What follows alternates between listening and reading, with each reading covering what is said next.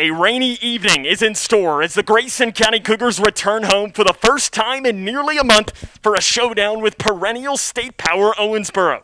The Cougars jumped back in the win column last week with a dominating win over Ohio County. On the other side, it's highly ranked quarterback recruit Gavin Wimsett and the Red Devils as they look to continue their hot start and clinch home field advantage in the playoffs. The Cougs' chance to shake up the world begins right now. And a good evening and welcome back here to Cougar Stadium as this is Grayson County Cougar football on K105. Sam Gormley here tonight. Welcome into the Locker Room Show. As tonight on our Locker Room Show, we will introduce you to both the Grayson County Cougars and the Owensboro Red Devils. Grayson County enters with a record of 5-1. Owensboro enters with a record of 6-0. It's Owensboro's first trip to Litchfield since the year 2005.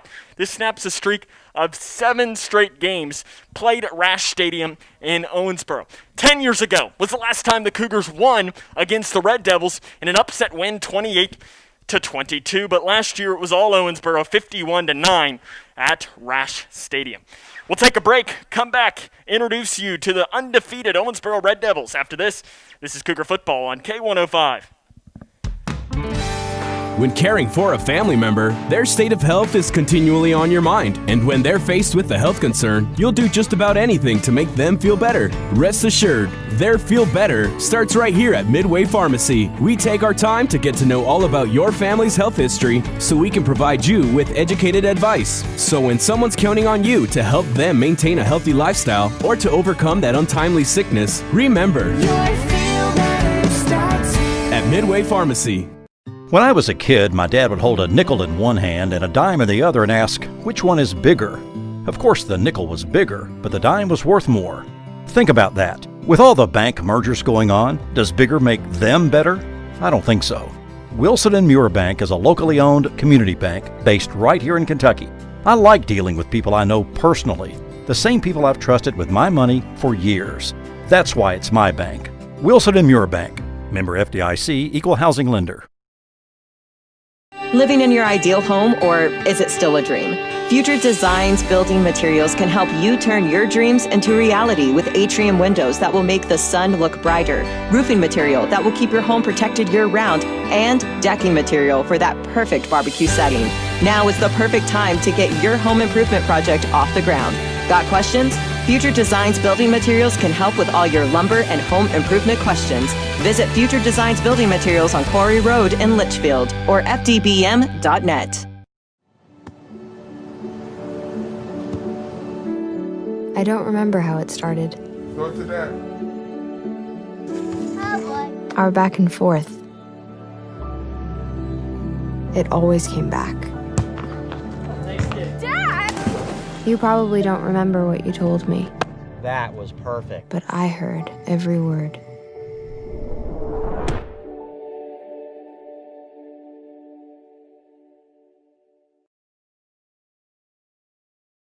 Grayson County High School, where the Cougars and Red Devils getting underway. Owensboro enters with a record of 6-0. They've outscored their opponents 274-89 to start the season. Again, it's the first time that the Red Devils have played in Litchfield since 2005. This snaps a streak of 7 straight home games for them in this series. With a win, Owensboro would clinch the number 1 seed and the district and would clinch home field advantage through the first 2 rounds of the playoffs. Owensboro ranks as the number 1 RPI team in Class 5A and the number 5 team in the most recent state AP poll. When you look at Owensboro, it starts with Gavin Wimsett, one of the top quarterbacks not only in the state but in the entire nation. He's rated as the number 2 dual threat quarterback in the class of 2022 and will be the highest rated quarterback to come out of the state of Kentucky since a guy by the name of Tim Couch. So there's a lot to like when you look at this Gavin Wimsett player. On the season, the junior is 78 of 124, 1,143 yards, 12 touchdowns, 6 interceptions. Wimsett has 18 Division I offers. Kentucky, Louisville, Michigan, Notre Dame, TCU are just a few of them. Main running back for the Red Devils is Ethan Avery. He has 63 carries for 497 yards and 8 touchdowns. He is averaging 7.9 yards per carry. Wimsett, he's second on the team. He has 229 yards on 41 carries and 4 touchdowns. as your main receivers. In fact, Wimsett, you'll see a lot of teams in this area who will have one or two receivers that the quarterback really likes. Owensboro's not that case at all. In fact, they have 4 players that have at least 14 catches. Ben Flaherty, he's the leading receiver. He has 14 catches for 304 yards and 3 touchdowns. Trayvon Tinsley has 17 catches for 248 yards and a team-high 5 touchdowns. Steven Stevenson, 16 catches for 234 yards and a touchdown. Khalil Rogers leads the team with 18 for 220 yards and a touchdown. Ethan Avery, he has 10 catches out of the backfield for 107 yards and 2 touchdowns. As an offense, Owensboro averages 45.7 points per game, 6.5 touchdowns, as the team averages 365.3 yards per game on the ground. As we have here, the scoring defense for Owensboro allows 14.8 points per game in their 3 district games. They have allowed only 28 points. Rush defense gives up 147 yards per game on the ground, 98.2 through the air. As the main tackler is Austin Koff, as he has 67 total tackles. He has nearly 30 more tackles than the next highest number. Team has forced 12 turnovers. Maurice Moorman leads with 4 takeaways. He has 2 of each. And the most interesting thing about this Owensboro defense, they have taken 4 of their 7 fumble recoveries back for 6 points.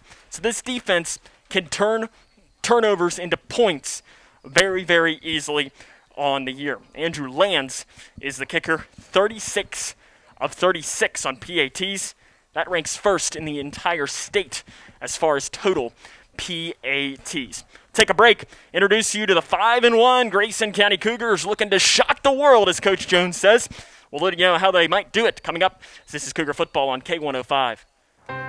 How prepared is your family if disaster shows up at your doorstep? You can't just turn away a natural disaster.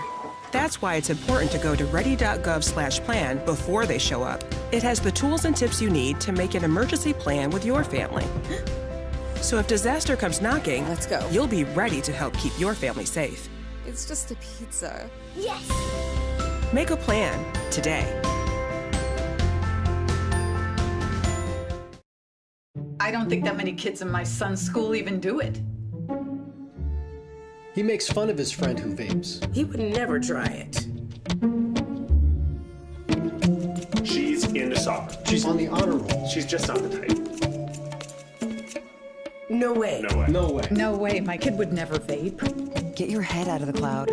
Today, nearly 8,000 kids will start vaping. Maybe even yours. Learn about the dangers at talkaboutvaping.org.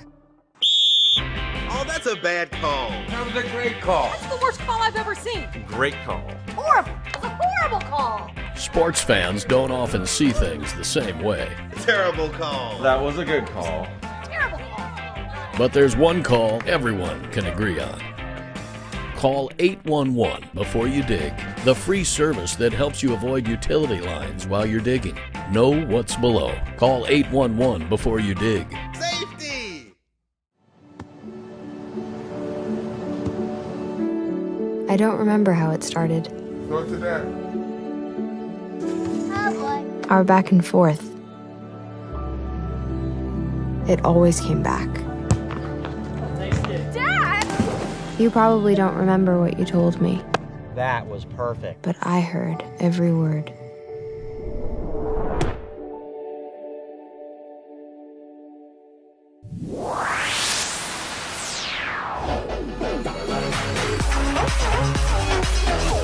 The Twin Lakes X-Mix, K105. Grayson County enters this game with a record of 5-1 with a bounce-back win last week over Ohio County 26-7. Cougars have only beaten Owensboro once in recent history. It was a 28-22 victory in Owensboro back on November the 5th of 2010. With a win, the Cougars would force a potential 3-way tie at the top of the district standings, as you would look at potentially having 3 teams at 4-1. And as we joked this morning on our morning show In the Know, then we're going to have to do some calculus and try and figure out who's going to get into and what position it'll be and everything. It goes into strength of schedule. There's all kinds of really interesting things. Grayson County, they win that, and I'm happy to do the math here tonight. Head coach Brian Jones last week became only the second head coach in program history to make the playoffs in his first year as the head coach. Bill Embry was the first He did that in 1981. Kaylor Decker, he's the starting quarterback for the Cougars on the season. 25 of 45, 290 yards, 1 touchdown and an interception. Team has had 4 other players complete passes this season. Levi Martin, Hunter Felty, Mason Miller, and Caden Woodcock has also attempted a pass this season. Woodcock, he's the main running back for the Cougars. 172 times, 975 yards, and 13 touchdowns. That number ranks second in Class 5A by averaging 162.5 yards per game. He'll look to join the 1,000-yard mark, as in fact the official is trying to do something looking at us here as he's pointing towards us. I think he's trying to talk to us about something, as I'm not sure what he's trying to communicate with us, as I think he's trying to talk to the scoreboard operator. Caden Woodcock, again though, he's 172 rushes for 975 yards, 13 touchdowns. Decker is second on the team with 101 rushing yards and 1 touchdown. Mason Miller has 26 carries for 95 yards and 4 touchdowns. Levi Martin has had 8 carries last week, 12 carries for 82 yards and a touchdown. Hunter Toms is the main target for the Cougars. He has 12 catches for 256 yards and 2 touchdowns. Mason Miller ranks second on the team with 5 catches for 52 yards. Woodcock has 4 catches for 47 yards. As I see here, Owensboro won the toss and elected to receive the football. So that was what he was trying to communicate with us, and that works there. Scoring offense for the Cougar averages just under 25 points a game. In their 5 wins, they average just under 30. Woodcock leads the team with his 13 touchdowns, 4 2-point conversions. The stat that really stands out, last week, Grayson County held the ball for 27 of the last 30 minutes of the game against Ohio County. Scoring defense, 10.7 points per game. And wins, though, they've allowed under 4 per game. Rush defense gives up under 100 yards. Pass defense gives up under 100 yards. Zach Bradsher, leading tackler, but last week it was the Hunter Harper show. He had a block punt return for a touchdown, 4 tackles for a loss. Just a really impressive performance by him. Hunter Toms and Levi Martin each have at least 2 takeaways for the Cougars. Jackson Kane is the kicker, 5 of 6 on PATs. He was booting some 40-yard field goals early on in tonight's game. Head coach Brian Jones, 5-1 in his first year at the helm of the Cougar program. We'll talk to him next. As he said last week, they get a chance to shake up the world. We'll see how he wants to do that coming up. This is Cougar Football on K105. What's the FAFSA? I have no idea what FAFSA stands for. Yeah, I've heard a couple of people at school talk about it, but I haven't actually had a conversation about it. When I'm preparing for college, my top priorities are how to pay for it. They're really focused on getting you to the college level. They're not really focused on getting you through college, so they don't really talk about the financial aid or FAFSA. The free application for federal student aid is the first step, and it just got easier. Visit knowhowtogoky.org to find out more.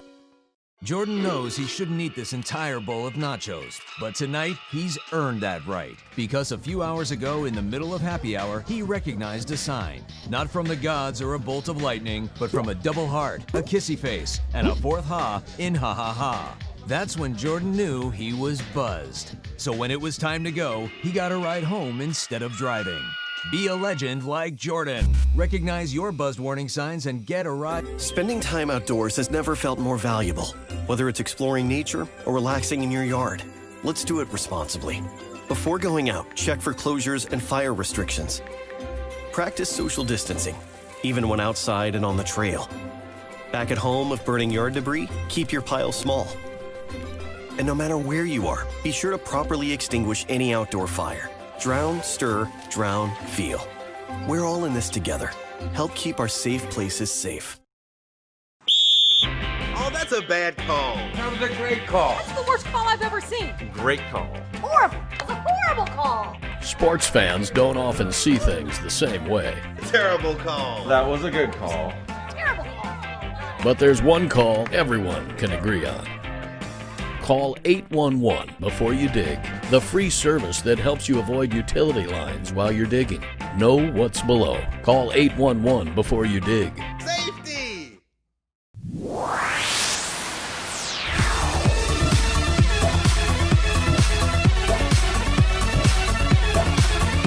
The Twin Lakes Best Mix, Welcome back to the Locker Room Show here on K105. Sam Gormley now joined by the head coach of the Grayson County Cougars, Brian Jones. And, Coach, after going back, watching film from the win over Ohio County, what did you see from your team?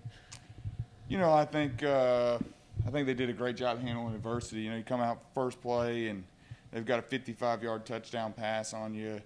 We struggle early on offense. First couple of possessions, really no success moving the ball.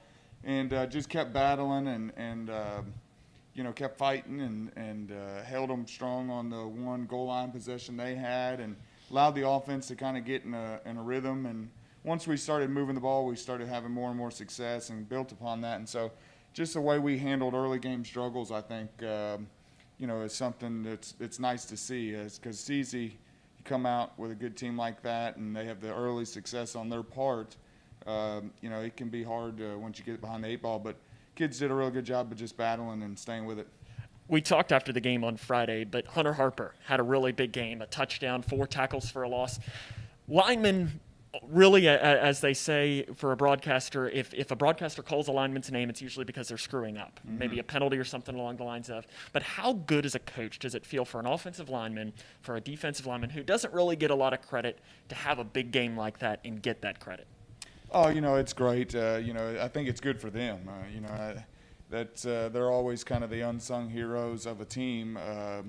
You know, because in front of every good linebacker, there's a D lineman that's requiring a double team or something that allows those linebackers to play free. And in front of a good running back is, you know, linemen that are up there making the blocks. And so those positions that kind of get the shout-outs more never have the success without those guys in front of them. And so it's always good when they have those big games and you know, get the pats on the backs and stuff like that. And there's no doubt Hunter earned it last week. You know, he was a big part of holding Q-Darius to such low numbers. I don't know for sure, but I'd guess it was probably his lowest numbers of the year. And so that's something we're definitely proud of and super happy for Hunter to have that breakout game. The one negative that you did mention after the game on Friday was point after attempts. Struggled a little bit on that, had a couple bumbled snaps. Is that something that you've worked on in practice this week? You know, we have some, but, you know, we had made a switch to try to get Kaler out from holding. And so last week, Kaler didn't get very much practice at it. You know, we were trying to get him out of that position since he's our starting quarterback. And then, you know, we had to throw him back in there because we've been without Hunter Felty, who had filled that role. And so it was kind of just a bad week, I think. And so we've worked on it a little bit, but we've been without our kicker some this week because, you know, he was competing at the district and regional soccer tournaments over the last several days. And so we didn't have him for a big part of this week. And so we've tried to work at it some when we could, but really just got Jackson kind of full-time yesterday. And so we haven't been able to spend a great deal on it, but there'll be some time spent on the days to come for sure. When you look at tonight's game, there's probably not a lot of people outside of your locker room that think you can compete in this game tonight. Does that allow you to coach differently, play with nothing to lose, or how do you coach a game like that? You know, I think our approach has kind of been the same. We watch the film on them and try to game plan for areas where we think we can have some success moving the ball, and Coach Embry and those guys on the defensive side game plan and trying to find ways to slow them down. And, you know, there's no doubt they're high-powered and have got a really good, strong team. But, you know, we've kind of just approached it the same way. And, you know, hopefully our kids will play with a little bit of confidence in the game plan. And because I think that's something we've struggled with in years past is I think we give them or put them up on a pedestal and give them, you know, such a great deal of respect for their history and things like that that we almost forget to play. And so hopefully we'll come out and give them everything we have and, you know, because I think we can have some success against them. But it's going to take a 48-minute effort. While you were in college, and correct me if I'm wrong on any of this, you interned under Dan Mullen, who was then the offensive coordinator when you were at the University of Florida. And you probably worked with some great quarterbacks while you were there at the time. Gavin Wimsatt is being offered by pretty much every single big school, SEC schools. When you look at him, do you see an SEC quarterback, and what are some of those traits that really stand out that are making him get all of those offers? Well, you know, I think he's a super athlete. He's got tremendous, you know, physicality as far as his size, speed. You know, he's only going to fill out as he matures and grows into a young man. Great arm strength. And so, you know, all his attributes are just, you know, on the top end, you know, as far as arm strength, speed, size. everything he's kind of got going for him. And so it doesn't surprise me that he's getting those looks. I've seen some highlights from last year when he was deep in the playoffs and seeing some other Division I talent like at Frederick Douglass and stuff like that. And he does make, he can make all the throws and good decision maker and everything like that. It doesn't surprise me that he's gotten some of the offers that he has, this point in the game. Also, he's a dual threat guy, and that's kind of the going thing, the hot commodity is the dual threat quarterback. And that's definitely him, because when he tucks it and runs, he's as dangerous as any running back. Big guy, too. Yeah. When you look at the Owensboro defense, last year going into this game, we were talking about how they had really given up no points. This year, they still haven't given up a lot of points, but some teams have moved the ball a little bit against them. Catholic scored a couple of touchdowns. Graves scored a couple of touchdowns. Davis almost beat them. When you look at that defense, what do you see? Oh, a tremendous middle linebacker. They've got great athleticism in the secondary.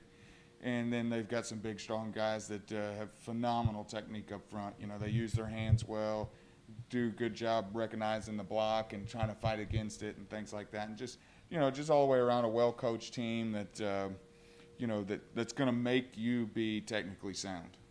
After the game last week, you said that this tonight gives you an opportunity to shake up the world. What needs to happen for you to get that chance tonight? We've got to have success running the football, and be able to move the chains. Because there's no doubt they've got a high-powered offense and can score, any play. And so we're going to have to move the chains. We're going to have to win the time of possession battle. We're going to have to win at the line of scrimmage. Protect the football, eat up clock. Some of those drives like we had last week against Ohio County, if we can get some of those 5, 6, 7, 8-minute drives that finish with some points, I think we can be super competitive in this game, because that keeps their offense off the field, and it's a lot harder to score when you don't have the ball. Coach, good luck. Thanks, go Cougars. Well, more here coming up after this. Jordan knows he shouldn't eat this entire bowl of nachos, but tonight he's earned that right, because a few hours ago in the middle of happy hour, he recognized a sign. Not from the gods or a bolt of lightning, but from a double heart, a kissy face, and a fourth ha in ha ha ha. That's when Jordan knew he was buzzed. So when it was time to go, he got a ride home instead of driving. Be a legend like Jordan. Recognize your buzzed warning signs and get a ride home. Buzz driving is drunk driving. When caring for a family member, their state of health is continually on your mind. And when they're faced with a health concern, you'll do just about anything to make them feel better. Rest assured, their feel better starts right here at Midway Pharmacy. We take our time to get to know all about your family's health history so we can provide you with educated advice. So when someone's counting on you to help them maintain a healthy lifestyle or to overcome that untimely sickness, remember, your feel better starts here at Midway Pharmacy. When I was a kid, my dad would hold a nickel in one hand and a dime in the other and ask, which one is bigger? Of course, the nickel was bigger, but the dime was worth more. Think about that. With all the bank mergers going on, does bigger make them better? I don't think so. Wilson & Muir Bank is a locally owned community bank based right here in Kentucky. I like dealing with people I know personally, the same people I've trusted with my money for years. That's why it's my bank. Wilson & Muir Bank. Member FDIC, Equal Housing Lender. Living in your ideal home, or is it still a dream? Future Designs Building Materials can help you turn your dreams into reality with atrium windows that will make the sun look brighter, roofing material that will keep your home protected year-round, and decking material for that perfect barbecue setting. Now is the perfect time to get your home improvement project off the ground. Got questions? Future Designs Building Materials can help with all your lumber and home improvement questions. Visit Future Designs Building Materials on Quarry Road in Litchfield or fdbm.net.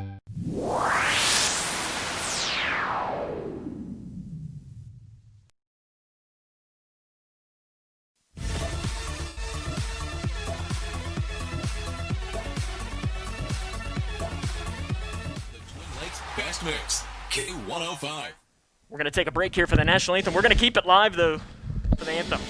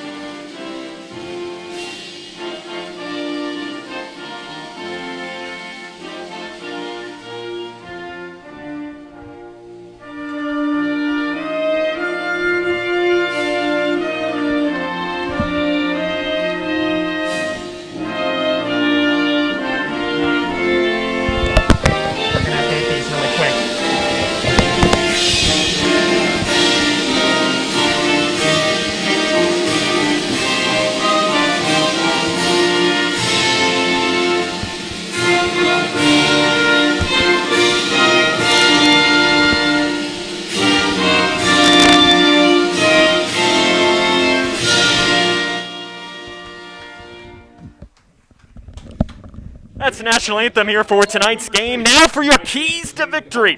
First off, for Grayson County. Your first one, don't give up. When you run into playing one of these teams that's a power, you don't want to give up in any marks of the way at all. Don't give up in tonight's game. Contain Wimsett. He's one of the top quarterbacks in the state and in the nation for a reason. Don't let him get out into space and make plays and extend plays. Take advantage of the chances when you're giving them. You got to score. When you're inside the 10, you've got to get 6 points and score a touchdown. And finally, run that clock. You saw it against Ohio County. The best defense is the best offense, and that's Grayson County's chance of winning tonight's game. It's a chance to shake up the world. The play-by-play is next. It's Cougar football on K105. Jordan knows he shouldn't eat this entire bowl of nachos, but tonight he's earned that right because a few hours ago in the middle of happy hour, he recognized a sign. Not from the gods or a bolt of lightning, but from a double heart, a kissy face, and a fourth ha in ha ha ha. That's when Jordan knew he was buzzed. So when it was time to go, he got a ride home instead of driving. Be a legend like Jordan. Recognize your buzzed warning signs and get a ride home. Buzz driving is drunk driving. When caring for a family member, their state of health is continually on your mind. And when they're faced with a health concern, you'll do just about anything to make them feel better. Rest assured, their feel better starts right here at Midway Pharmacy. We take our time to get to know all about your family's health history so we can provide you with educated advice. So when someone's counting on you to help them maintain a healthy lifestyle or to overcome that untimely sickness, remember, at Midway Pharmacy. Living in your ideal home, or is it still a dream? Future Designs Building Materials can help you turn your dreams into reality with atrium windows that will make the sun look brighter, roofing material that will keep your home protected year-round, and decking material for that perfect barbecue setting. Now is the perfect time to get your home improvement project off the ground. Got questions? Future Designs Building Materials can help with all your lumber and home improvement questions. Visit Future Designs Building Materials on Quarry Road in Litchfield or fdbm.net. I don't remember how it started. Go to that. Our back and forth. It always came back. Dad! You probably don't remember what you told me, That was perfect. but I heard every word.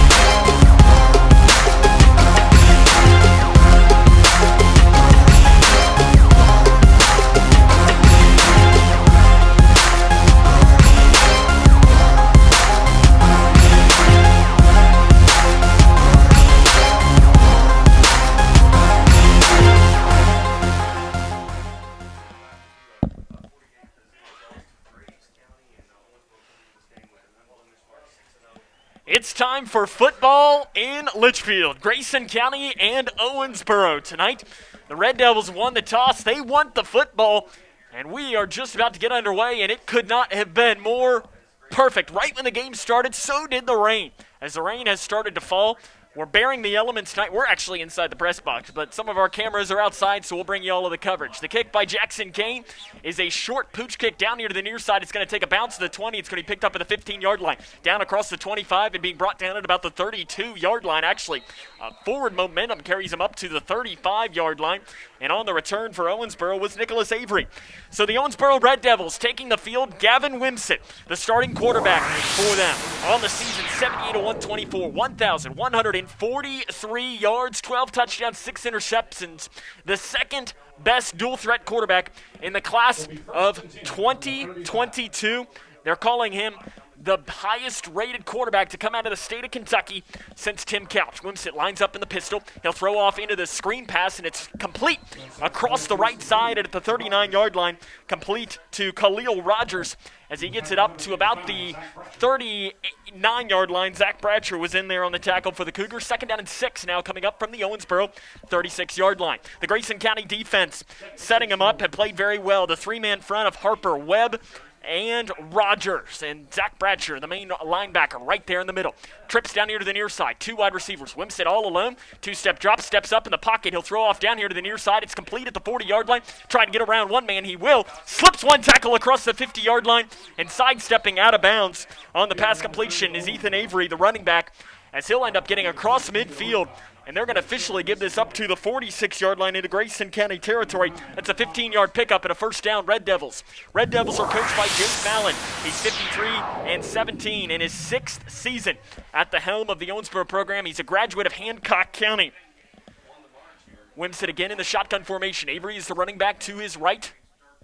2 wide receivers to the right side, working from right to left on your radio dial, faking the handoff. Now Wimsett's going to take it himself. Across the 40, across the 35. He has a hole. Across the 20, 15, 10, 5. Touchdown, Gavin Wimsett. 45-yard touchdown run. He had a big hole. He turned on the Jets, and that one was that. Owensboro takes a 6-0 lead after the 45-yard touchdown run by Gavin Wimsett. He's showing why he is one of the top-rated quarterbacks in the state.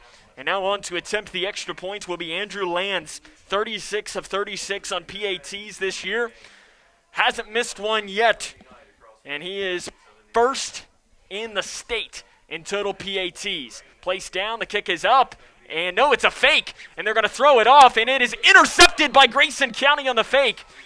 And that will do that. So 6-0. Owensboro has the lead. This is Cougar football on K105.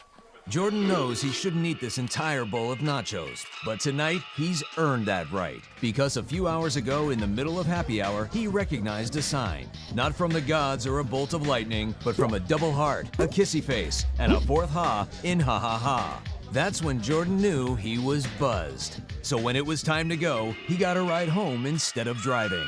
Be a legend like Jordan. Recognize your buzzed warning signs and get a ride home. Buzz driving is drunk driving. Oh, that's a bad call. That was a great call. That's the worst call I've ever seen. Great call. Horrible. It's a horrible call. Sports fans don't often see things the same way. Terrible call. That was a good call. Terrible call. But there's one call everyone can agree on. Call 811 before you dig. The free service that helps you avoid utility lines while you're digging. No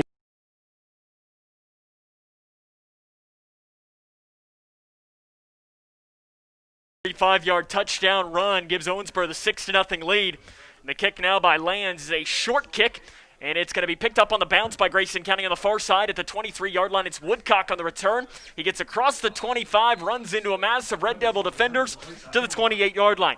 And that will be now Kaylor Decker taking the field for Grayson County. 25 of 45 on the season, 290 yards, a touchdown. He has also rushed for 101 yards and 1 touchdown for the Grayson County offense. The junior in his first year starting has done a great job. He knows that he is not Gavin Wimsett. He's the manager. Don't make mistakes is kind of the way, and give the ball to Caden Woodcock, who comes in there for the huddle. Grayson County working from left to right on your radio dial or on your TV screen. They trail 6-0, 10 minutes and 55 seconds to play here in our opening quarter. It'll be a shotgun formation for Decker. He is Woodcock to his left. And it'll be Decker, or actually it's a direct snap to Woodcock. He goes up across the 30-yard line, and he's up to the 35. Nice pickup by Grayson County, as that is a near the first down marker, but it's going to be 2 yards short. And Grayson County, it was Mason Miller actually on the carry for Grayson County. The backfield for the Cougars is Miller, Woodcock, and Decker. Your wide receivers, Hunter Toms, Owen Bratcher. That offensive line, Hunter Harper, had the big game last week for Grayson County. You'll see him peel out, make some nice blocks on the outside. Again, the shotgun formation for Grayson County. 2 wide receivers down here to the near side. Rolling out here to the near side, it's actually Miller on the run. He lowers his shoulder, and he's driven backwards. Forward progress will be enough, though, for a Grayson County first down. Up to the 40-yard line, 5-yard pickup on the run. Mason Miller was there on the carry.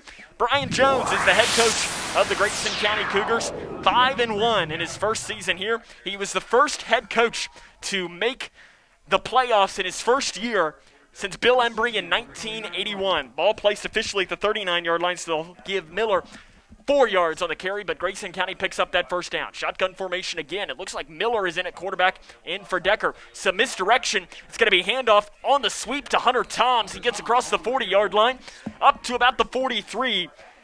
And Grayson County here will get that up to the 43-yard line. It is a 4-yard pickup, second down, and 6 coming up for the Grayson County Cougars. 6-0 Owensboro, 9 minutes, 35 seconds to play here in our opening quarter for a rainy Litchfield, Kentucky. It looks like the rain may have slowed down a little bit. It's kind of going on and off, and it could get real nasty here later on tonight, but hopefully this game is wrapped up by then. Miller in the shotgun. Woodcock is also back there. Miller is going to keep this himself. He's up the middle. He slips one tackle across the 45-yard line, and he gets it up to about the 46.5 on the carry, 3 yards on the run for the senior Mason Miller. Miller entered this game 26 carries, 95 yards, and 4 touchdowns for the offense for Grayson County. He did this for one drive against Graves County, and it ended up not ending the way that Grayson County wanted as Miller ended up fumbling the ball. That's not what the Cougars need in this one at all. So it'll be 3rd down and 3 for Grayson County. Ball placed on their own 46-yard line.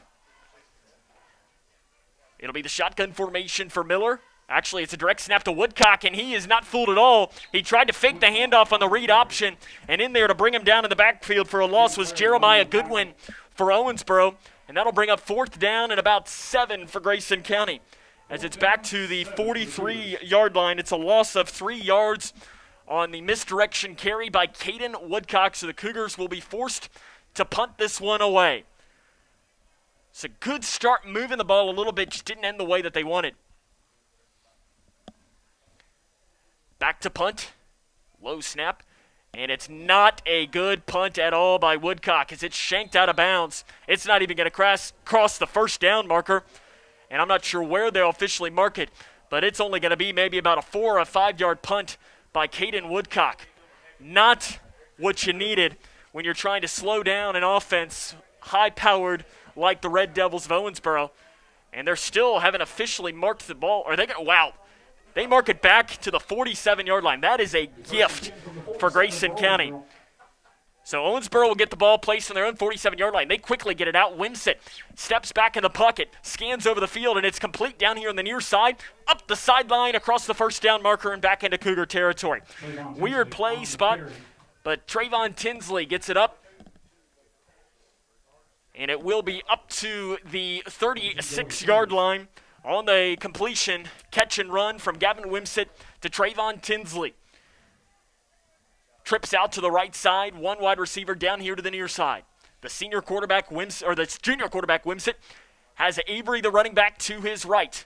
He'll scan out and throw it off to Avery in the right flat. He gets away from one man across the 45, slips a tackle across the 30, outside the numbers across the 25, and he's drugged down out of bounds inside the 20-yard line. Ethan Avery was making men miss left and right. And it is a pickup of 20 yards and a first down for the Red Devils. Hunter Toms in there on the tackle for the Cougars. 7.5 to play in our opening quarter. It's the Red Devils 6, Grayson County nothing. Owensboro got the ball first, and it was a Gavin Wimsett touchdown run.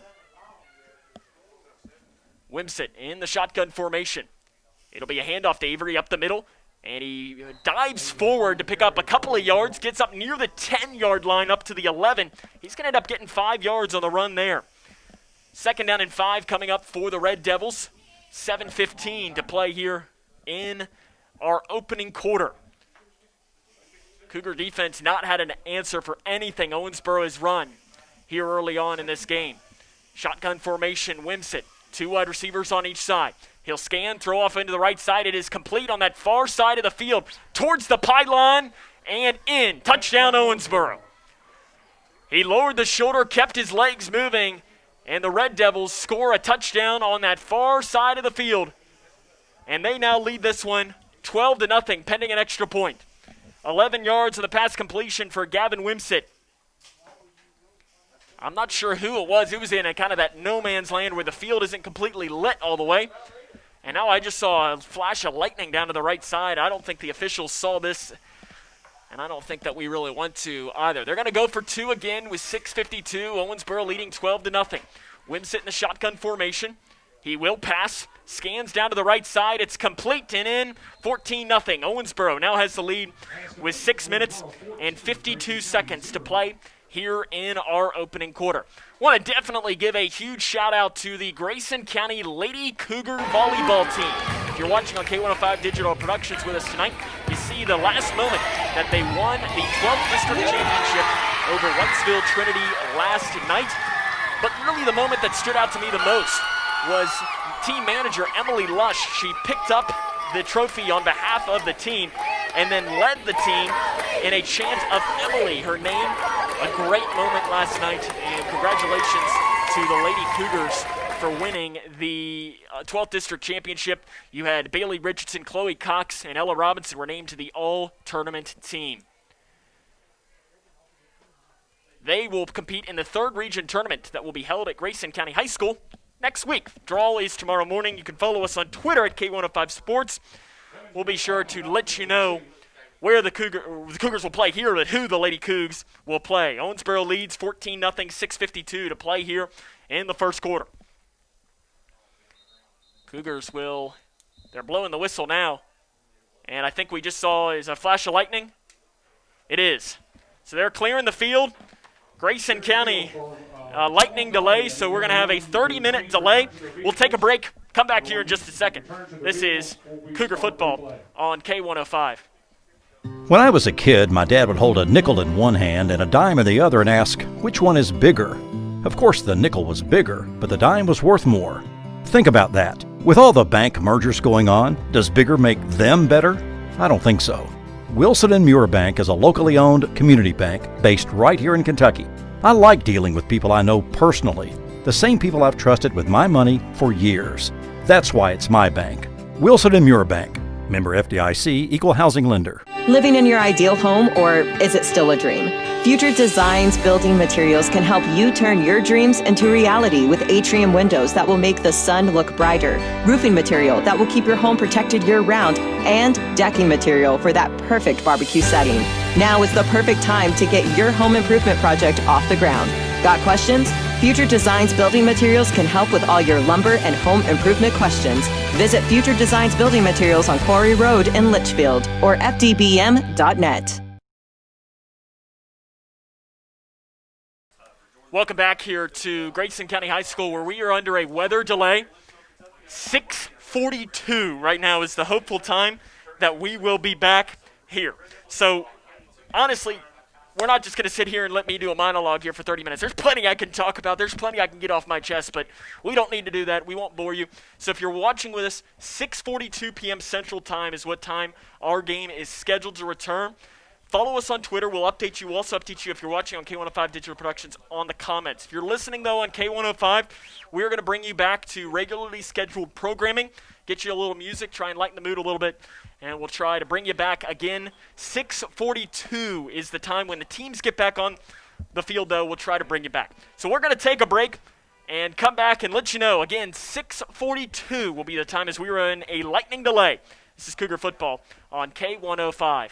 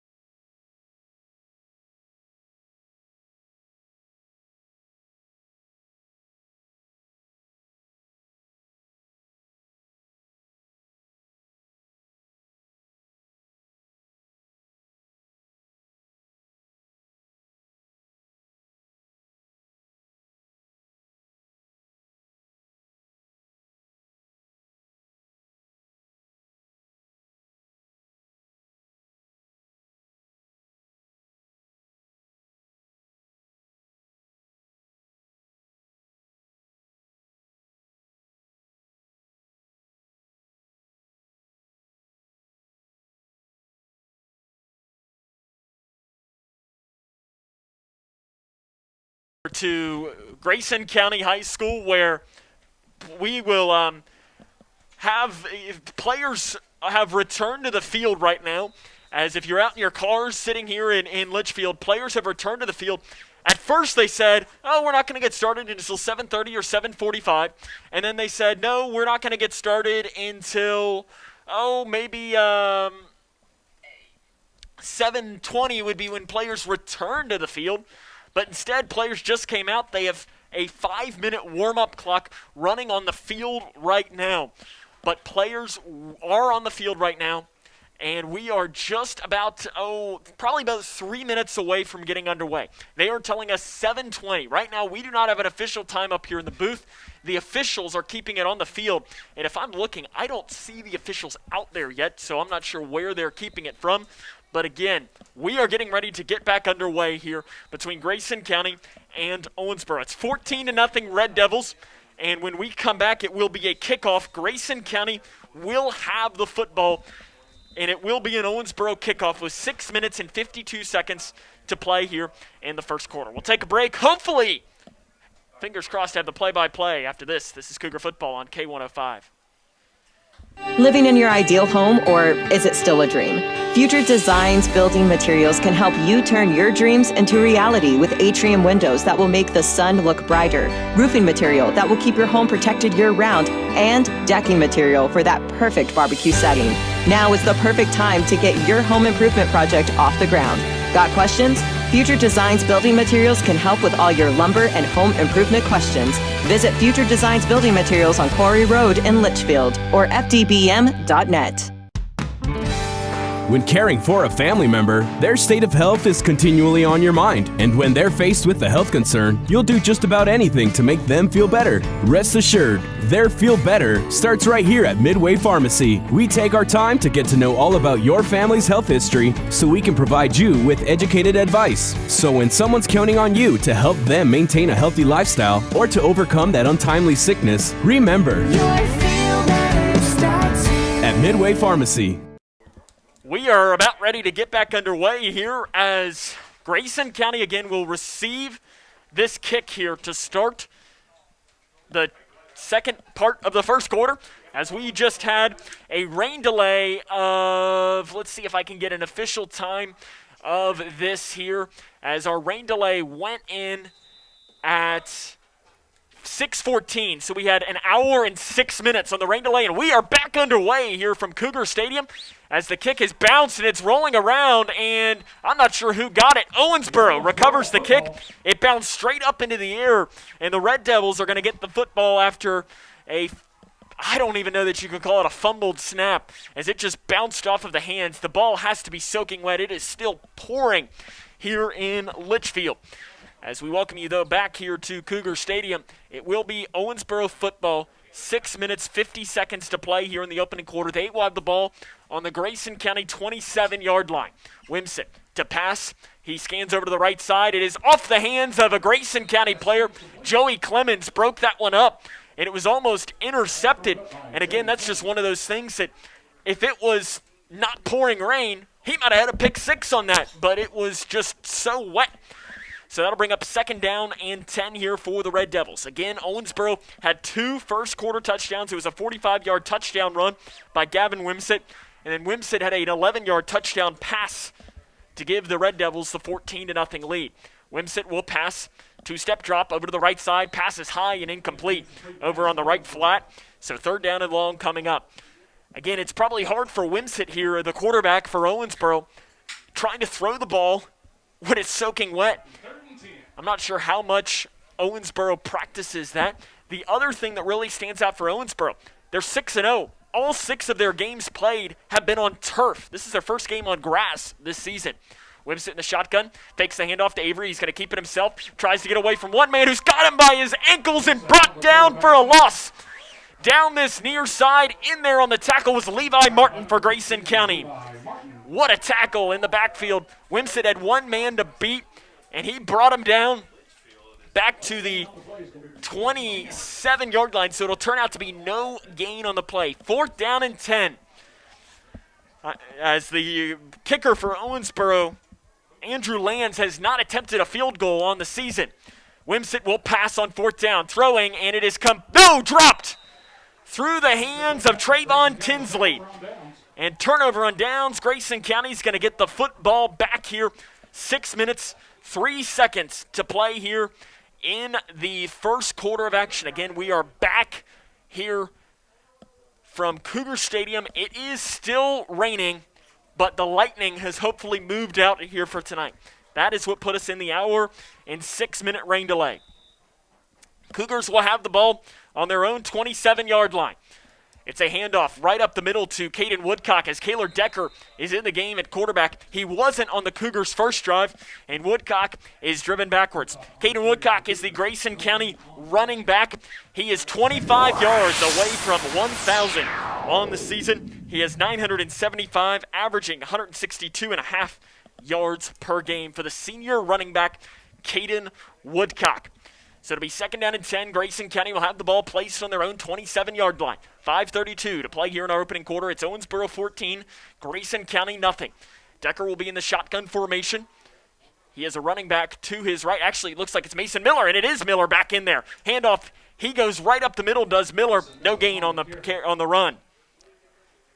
As Miller has been checking in for Decker here at times, and I see Decker standing next to Grayson County head coach Brian Jones. They're going to say no gain, and here comes Decker to check back into the game. 3rd down and 10 will come up. Grayson County has run 2 plays here. In fact, in this game right now, there have been 6 plays run since we've come back. 4 for Owensboro, 2 for Grayson County, for a total of 0 yards on both sides. Decker is in the shotgun formation. Mason Miller moves from his right side to his left side, trips out to the left side, 1 wide receiver down here to the near side. Cougars working from left to right. It'll be faking the handoff, throwing over the middle. It's complete. Hunter Toms on the pass completion. It's near the 1st down marker. It is all going to depend on the spot, though. It looks like he did get enough, or did he not? Waiting for the official signal, and it is an official measurement is what they're going to go for here, as he needed to get to the 37-yard line. And if he's not there, he's at about the 36 and 8/10. As it does not, looking at it from our vantage point, it looks like he's got it. As the chain gang had to get the chains out of the mud to get that one. Running out. They got to run the length of the field as it's on the far hash. Stretching it out. And it looks like he might be about a half a yard short at the first glance. Second glance, he is just half a yard short. So it'll be 4th down and inches for Grayson County. And I think you don't think twice here. You're playing a perennial state power. You're at home. You're down 14-0. It's raining. You go for it. I don't think there's any doubt. 4th down and inches. Trust your guys. And that's exactly what it looks like Brian Jones will go for. Kaylor Decker will go under center. 3 running backs in the backfield. Woodcock is the deep back. Owensboro showing blitz. It's going to be a handoff to one of the up backs, and he's driven backwards. No gain, and it looks like it'll be turnover on downs unless the forward progress does pick up enough. Well, actually, they gave him a pretty decent spot. Owensboro's offense is on the field, and I'm not sure it's a given. In fact, looking at this spot, they're going to have to go out and measure this again. It looks like he got it. Owensboro's offense is on the field, though. They don't think he got it, and now they're switching. I think he did at this vantage point, but the chain gang runs out again. Head baseball coach Danny Clark out there running it here tonight. They're going to stretch it out, and it looks like he got it, maybe. 1st down, Cougars. The forward progress brings them up to the 37-yard line, and Grayson County picks up the 1st down. 4 minutes, 8 seconds to play here in the first quarter. It's Owensboro 14, Grayson County nothing. Shotgun formation for the junior Decker. He has trips down here to the near side. 1 wide receiver to the left. Running back to his right in the backfield. High snap. It's corralled. He hands it off to Miller. Lowers his shoulder at the 40-yard line. And that's where he is going to be stopped for a 3-yard pickup. 2nd down and 7 will come up here for the Grayson County offense. Kaylor Decker runs in, gets the play call from Brian Jones. A lot of games happening tonight. In fact, a lot are in the same situation that we are, going from lightning delay to postponement. Some games have been moved to tomorrow. We'll try and bring you as many of those updates as we can. But again, a lot of games have started, stopped, continued, stopped again, been postponed to tomorrow, been postponed indefinitely. So it's just kind of interesting to sit here and follow. 2nd down and 7 coming up for Grayson County. Trips to the near side, one wide receiver out to the left. Decker, good snap, fakes the handoff to Miller, throws over the middle. It's batted down at the line of scrimmage. As in there to bat that down was Nicholas Avery, the defensive end for Owensboro, and that'll bring up 3rd down and 7 for Grayson County. They have the ball here placed on their own 40-yard line. 3 minutes and 7 seconds to play here in the opening quarter. Again, it is Owensboro 14, Grayson County nothing. So we appreciate those of you who are rejoining us on K105 Digital Productions here tonight. Trips again down here to the right side. Ball placed on the far hash. Decker, the 5'11" junior quarterback, takes the snap. It's a high one. He corrals it, though, and he's going to end up losing yards, and he's going to be sacked in the backfield for a loss. The snap was high, and that ever so slight of a hesitation ends up Jeremiah Goodwin bringing him down in there for a sack on the play, as it'll end up dropping him back to the 36-yard line. So it's a loss of about 5. So 4th down and 11 coming up. Woodcock back to punt. He gets it away. This one's a better punt than his first one, and it's going to be fair caught and take a Grayson County bounce and just dies in the ground at the 36-yard line. So that's where Owensboro and quarterback Gavin Wimsett will take their next drive. It's their 4th drive of the game here with 2 minutes, 27 seconds to play here in our opening quarter. Live from Litchfield, Kentucky, a rainy Litchfield tonight as the rain is continuing to fall. And it will be Wimsett here. Ball placed on their own 37. Wimsett in the shotgun formation, high snap. He'll hand it off to Avery, and Avery tries to get around the right side, slips and falls in the backfield for a loss. In fact, he took up a huge section of Grayson County's grass back at the 30-yard line, and because of that, the turf monster brings him down for a loss in the backfield. As it's brought down to the 34-yard line, it's a loss of 3 yards, 2nd down and 13. The turf monster's undefeated. Shotgun formation for Gavin Wimsett, the Owensboro quarterback. He again hands off to Avery. He makes a man miss across the 35-yard line up to the 37. And it will go across the original line of scrimmage. So it'll bring up about 3rd down and 8. Zach Bratcher was in there on the tackle. Looks like, maybe pick up of about 3 on the run. 3rd down and 8 coming up for the Red Devils. Spreading it out. 1 wide receiver to the right, 2 down here to the near side. Grayson County showing blitz. It's a 3-man front, 4 linebackers. And the secondary is spread out. They're standing at about where Owensboro needs to get, which is their own 46-yard line. Wimsett controls the snap, stands in the pocket, throws over the middle. It is complete across midfield to the 48-yard line. 1st down, Owensboro in there on the pass completion. Ben Flaherty, as it's up to the 49-yard line.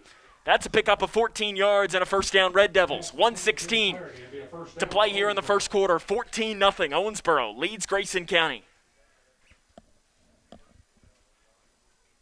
2 wide receivers down here to the near side. Wimsett fakes the handoff to Avery. No, he does give it to Avery, and Avery's got to make a man miss. He won't make the second one, though. Brought down in the backfield for a loss. In there on the tackle for Grayson County was Zach Bratcher. Back into Owensboro territory. It'll turn out to be only a 2-yard loss. Avery was going to be brought down possibly for a loss of about 4, but he was able to slip 1 tackle. 2nd down and 12 coming up here for Grayson County, or for Owensboro. 2 wide receivers on each side. The junior quarterback Wimsett, looping snap, he corrals it, gets away from 1 man, throws, he has a man incomplete off his hands. As streaking over the middle, as it was intended for Khalil Rogers, and it falls incomplete. And that'll bring up 3rd down and long for Owensboro. Grayson County's got to find a way to get off the field. They trail 14-0, 32.5 minutes to play in our opening quarter.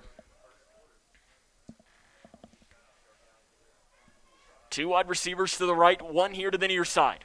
In fact, actually, they have trips to the right. Wimsett looks that way, steps up in the pocket, throws down the field. It's underthrown, and it is complete to Owensboro, but a penalty flag comes in. I'm not sure what the penalty flag might be as the Owensboro player went sliding down to catch it. I'm not sure you can call pass interference on Grayson County on this one. And we're waiting to see. It is on Grayson County, and it is declined. Pass interference called on the Cougars. I didn't see that one at all. If anything, you call pass interference on the rain for making him slip.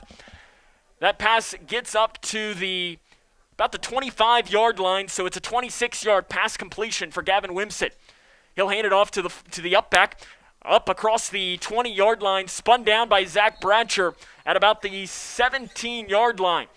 As in there on the run for Owensboro was Austin Goff.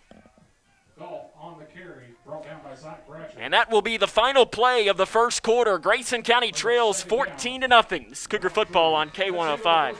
Jordan knows he shouldn't eat this entire bowl of nachos, but tonight he's earned that right because a few hours ago in the middle of happy hour, he recognized a sign. Not from the gods or a bolt of lightning, but from a double heart, a kissy face, and a fourth ha in ha ha ha. That's when Jordan knew he was buzzed. So when it was time to go, he got a ride home instead of driving. Be a legend like Jordan. Recognize your buzzed warning signs and get a ride home. Buzz driving is drunk driving. Being prepared is a part of who you are. But it's especially important in the case of a disaster. Be informed about possible emergencies in your area. Make a plan that covers where you'll go in an emergency.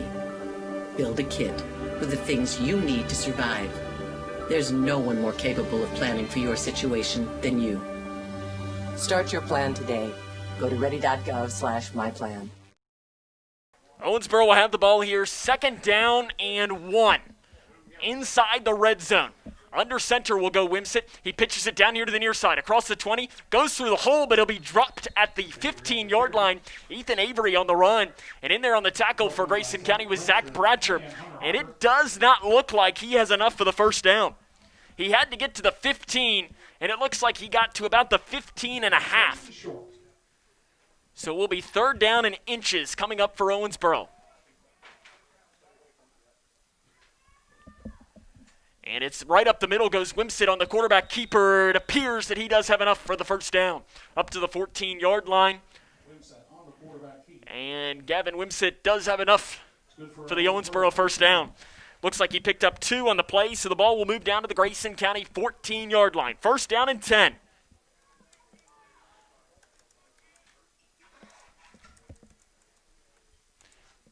And Wimsett will hand this off. Up across the left side, Goff on the run. He's wrapped up from behind as he gets across the 10-yard line up to the 9.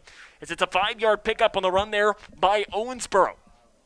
11:05 to play here in the first half. It is Grayson County trailing Owensboro 14-0. 2nd down and 5. Wimsett again goes under center. Misdirection. He has the ball, throws, wide open, touchdown.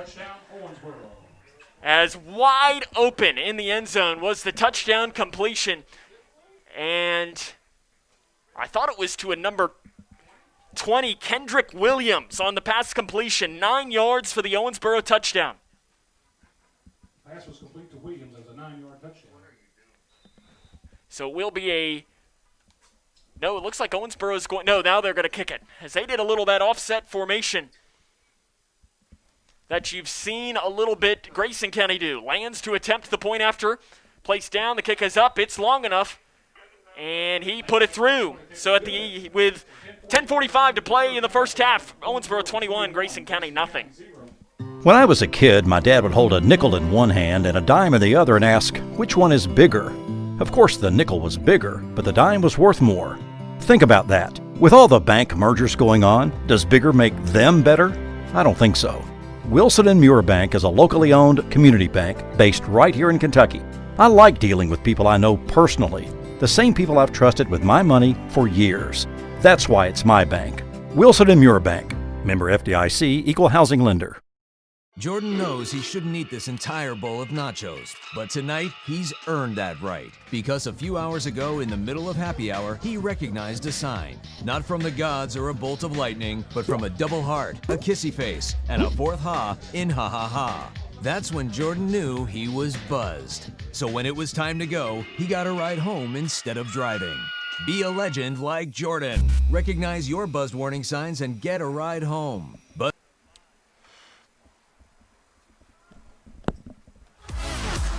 The Twin Lakes Fast Mix.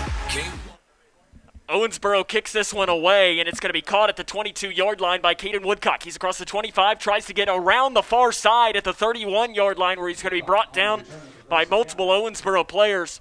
As looks like in there on the tackle, might have been Gavin Wimson. I don't think he would be playing on defense. I thought I saw number 2. Might have been someone else in there on the tackle. It might have been the kicker. Actually, it was 22. So it'll be here, Grayson County with the ball. 10 minutes, 38 seconds to play here in this first half. Grayson County will have the ball placed on their own 31-yard line. Under center, I formation here for the Cougars on the first play. It's a handoff right up the middle on the run, and it'll get up to the 34-yard line. And it looks like that was Woodcock on the carry, I believe, for Grayson, or was it Mason Miller? And again, it's hard to tell as it was with how fogged up the windows are getting now. The windows are rainy as well. We're trying our best to give you the numbers as much as we can. It'll be a 3-yard pickup, 2nd down and 7 coming up here for Grayson County. Again, the I formation with one wide receiver on each side. Decker is under center. He'll hand it off to, keeping himself on the triple option, and he probably should have handed it off. Nothing going for Kaylor Decker on the quarterback keeper. And he might get 1 yard if they're being generous. And they are. 1 yard pickup, 3rd down and 6 to the 35-yard line. So 3rd and 6, ball placed on the Cougars 35, 9 minutes, 35 seconds to play here in this opening half of play.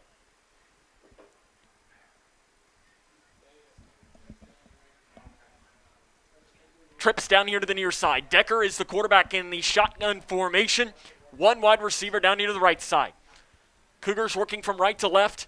Faking the handoff, throwing over the middle, incomplete, and that'll be pass interference. Getting there before it was intended for Caden Woodcock, but the Owensboro defender got there way too early. And that in there was Zachary Clark. He got there just too early, made contact with Woodcock, and that will be a pass interference penalty, and that'll give the Cougars an automatic 1st down. I'll take it. 9:07 to play here in this first half, as they will end up placing this ball up to the 50-yard line. 15-yard penalty on the play, and the Cougars will have that 1st down. 9 minutes and counting to play here in the first half. It's Owensboro 21, Grayson County nothing. Cougars trying to move the ball into Owensboro territory for the first time here tonight. Showing some misdirection. Owen Bradshaw goes out to the high side. Hunter Toms moves down here to the near side. Pistol formation for Decker. He'll hand it off to Woodcock. He gets across the 50-yard line, comes down the near side, and he's going to be brought down at the 49. 1 yard pickup on the carry. In there on the tackle was Nicholas Avery for Owensboro. It's a 1 yard pickup. 2nd down and 9 coming up for the Red Devils. 8.5 minutes and counting to play here in the first half. Kaylor Decker gets the play call from head coach Brian Jones. You heard him talk in the open. He was very complimentary of Gavin Wimsett, talking about from his experience coaching at the University of Florida, how good he thinks Wimsett can be.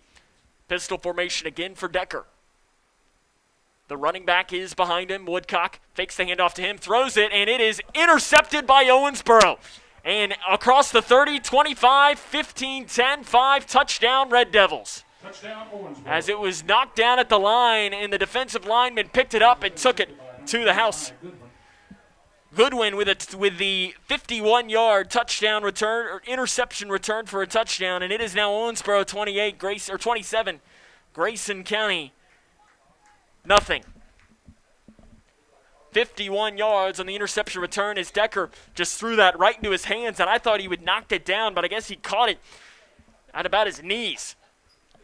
Again, this offset special teams, and they're going to move it now in to kick the extra point. Andrew Lands on the season is a perfect 37 of 37. Looking to make it 38 of 38. Wimsett is the holder. Good snap. It's long enough, and he put it through. Owensboro leads this one now 28-0 with 7 minutes and 49 seconds to play in this first half of action after the interception return for a touchdown. As we'll try to see if we can't bring you some scores. And again, we're going to have to do some digging to see what we might be able to find, as it's a lot of games under delays and so on. So the Red Devils lead it again, 28-0 is the score. Let's see what we can. Looks like Christian County and South Warren are about 10 minutes away from kickoff. So that game will be delayed probably at least an hour would be that one. Bowling Green leads Greenwood 21-0 halfway through the first quarter of that game. Trying to see what else we might be able to bring you right now. McCracken County leads Henderson County 14-7. Game is in the second quarter from that one. So those are some of the score updates to bring you right now. It's Owensboro 28, Grayson County 0, and the Red Devils, Andrew Lands, will kick it away. Standing deep, Joey Clemens and Caden Woodcock. Woodcock had a decent return his last time.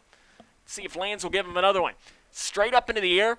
Woodcock will run down underneath of it at the 24-yard line. He tries to get it towards the middle. He's across the 30, across the 40. Breaks it down here to the near side, and he's tackled by the man across the 45-yard line. Caden Woodcock knew he had a hole, and he probably would love to have had that one back. He gets it up to the 48-yard line, a 24-yard return by Caden Woodcock. 7 minutes, 42 seconds to play here in the first half. Ethan Pendleton was in there on the tackle for Owensboro. So ball placed at the 48-yard line of the Cougars. That's the biggest play that they've had tonight. First down and 10 from the 48. Can they turn this into some points here with 7:42 to play here in the first half? Again, the pistol formation. We have a whistle blown, and a timeout is on the field taken by Grayson County. Brian Jones showing some frustration there on the sideline. In fact, we want to remind you that tomorrow morning, the Grayson County volleyball team will host the 3rd Region Tournament volleyball draw. So that will be tomorrow morning. Follow us on Twitter at K105 Sports. We will have the bracket as soon as we know it. We'll be stationed out here tomorrow morning and let you know when we know who the Lady Cougars will be playing in the 3rd Region Tournament. Again, if you missed from this morning on In the Know when we discussed, we have offered to Grayson County High School to cover every single game of the 3rd Region Tournament volleyball. We have not heard back yet. So we hope that we can bring it to you and maybe get the Lady Cougars their first regional tournament title in program history. But if not, we'll have updates for you on our K105 Sports Twitter, and the illustrious sports writer Don Brown will definitely have recaps of every game. Decker fakes the handoff. He will roll out to the right side. It's complete, and it is complete in the flat. Across midfield up to the 46-yard line on the catch and run. Levi Martin gets it up to the 46-yard line. It's a 6-yard pickup. And that will bring up 2nd down and 4 for the Cougars. 2nd down and 4 for Grayson County. 28-0. Owensboro leads this one. Cougars moving the ball here for really the first time tonight. Their longest drive was 8 plays that ended with a punt from Caden Woodcock. And that was their first drive coming back from the break after our lightning delay that lasted a little over an hour. Shotgun formation for Decker. 1 wide receiver on each side. 2nd down and 4. Under 7 minutes and counting to play in the first half. High snap. Woodcock corrals it. In fact, taken away from him in the backfield was Caden Woodcock. And again, that high snap, and it just kind of bounced around, and Woodcock was the one that grabbed it out of the air. And Woodcock's going to end up getting a loss back to the 47-yard line of Grayson County, so it'll turn out to be a 7-yard loss on the play. 3rd down and 11 will come up. Not what you needed after you were moving the ball. And you can tell that, I mean, it's tough out there right now. It's wet. You can see it. It's not quite as bad as it was the Graves County game last year, but you can tell that ball is soaking wet. It's hard to handle. And, I mean, who knows how often these teams practice in these kind of conditions. Owensboro showing blitz with a 5-man front. Faking the handoff, Decker will throw. He throws it off into the flat, and it is complete. And being brought down out of bounds near midfield was, I believe, Caden Woodcock on the catch and run. And I believe that one will actually maybe go down as a run because I think, from my vantage point, it was a backwards pass. It's nowhere near the 1st down marker, and they will officially place it down at the 49-yard line. So a 2-yard pickup on the run, pass, however you want to look at it, for Caden Woodcock. Woodcock will be back now to punt this one away. Owensboro standing back about the 29-yard line. 5:49 to play here in this opening half. Good snap. Now they're going to fake it. They're going to throw down here to the near side, and it is incomplete. Intended for Levi Martin, as it was a fake punt. Caden Woodcock passed. It was a good pass to Martin, but he was covered, the gunner, and that'll be turnover on downs, and Owensboro will take over. I don't hate that play call. You're trying to get something going here on offense. It's a little long to do it on 4th down and long, but why not when you're at midfield? 5:43 to play here in this opening half. Owensboro will now have the ball on the Grayson County 49-yard line. Wimsett runs it right up the middle. Brought down at first, but he uses the second wave as he was wrapped up there by Grayson County's Will Scott. But the second wave for Wimsett gets him up to about the 46-yard line, as it will be about a 2 or a 3-yard pickup. 2nd down and 8 coming up. Wimsett this time will be in the shotgun. Trips to the left side. 3-step drop. He'll loop a pass over, and it is incomplete, nearly intercepted by Grayson County. He threw that one on an attempt for a screen, and it was almost intercepted by, I believe, Zach Bratcher. He went diving for it, but it was just out of his reach. 3rd down and 8 coming up for Owensboro. 5:10 to play here in this opening half. The Red Devils lead the Cougars 28-0. Wimsett all alone in the backfield. He will pass, scans, throws over the middle, and it is incomplete. Broken up by Grayson County. Nice defense by Levi Martin in there to break it up, and that'll bring up 4th down and long for the Red Devils. Will they go for it, or will they punt this one away? Wimsett is also their punter, so he could maybe do a pooch punt here, or will they just go for it? 4th down and 8. Ball placed on the Grayson County 46-yard line. Ethan Avery is the running back. He stands to Wimsett's right. Trips to the left side. Wimsett will pass. Scans down the field. Now he's going to scramble. Still looking. Throwing, and it is incomplete. Incomplete pass. Intended down that far side. Wimsett had all day to throw as it was intended for Steven Stevenson and falls incomplete. Turnover on downs. Michael Wood was in there on defense for Grayson County, and the Cougars will get the ball back with 4 minutes and 57 seconds to play in this first half of action. Again, Grayson County will have the ball on their own 47-yard line. So really, the fake punt looks like a genius decision at this point because it turns out that Owensboro picked up 2 yards.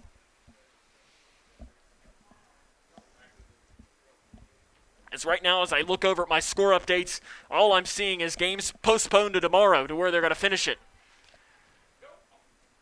That's not going to happen here tonight. They're going to finish this one no matter what. Kaylor Decker in the shotgun formation.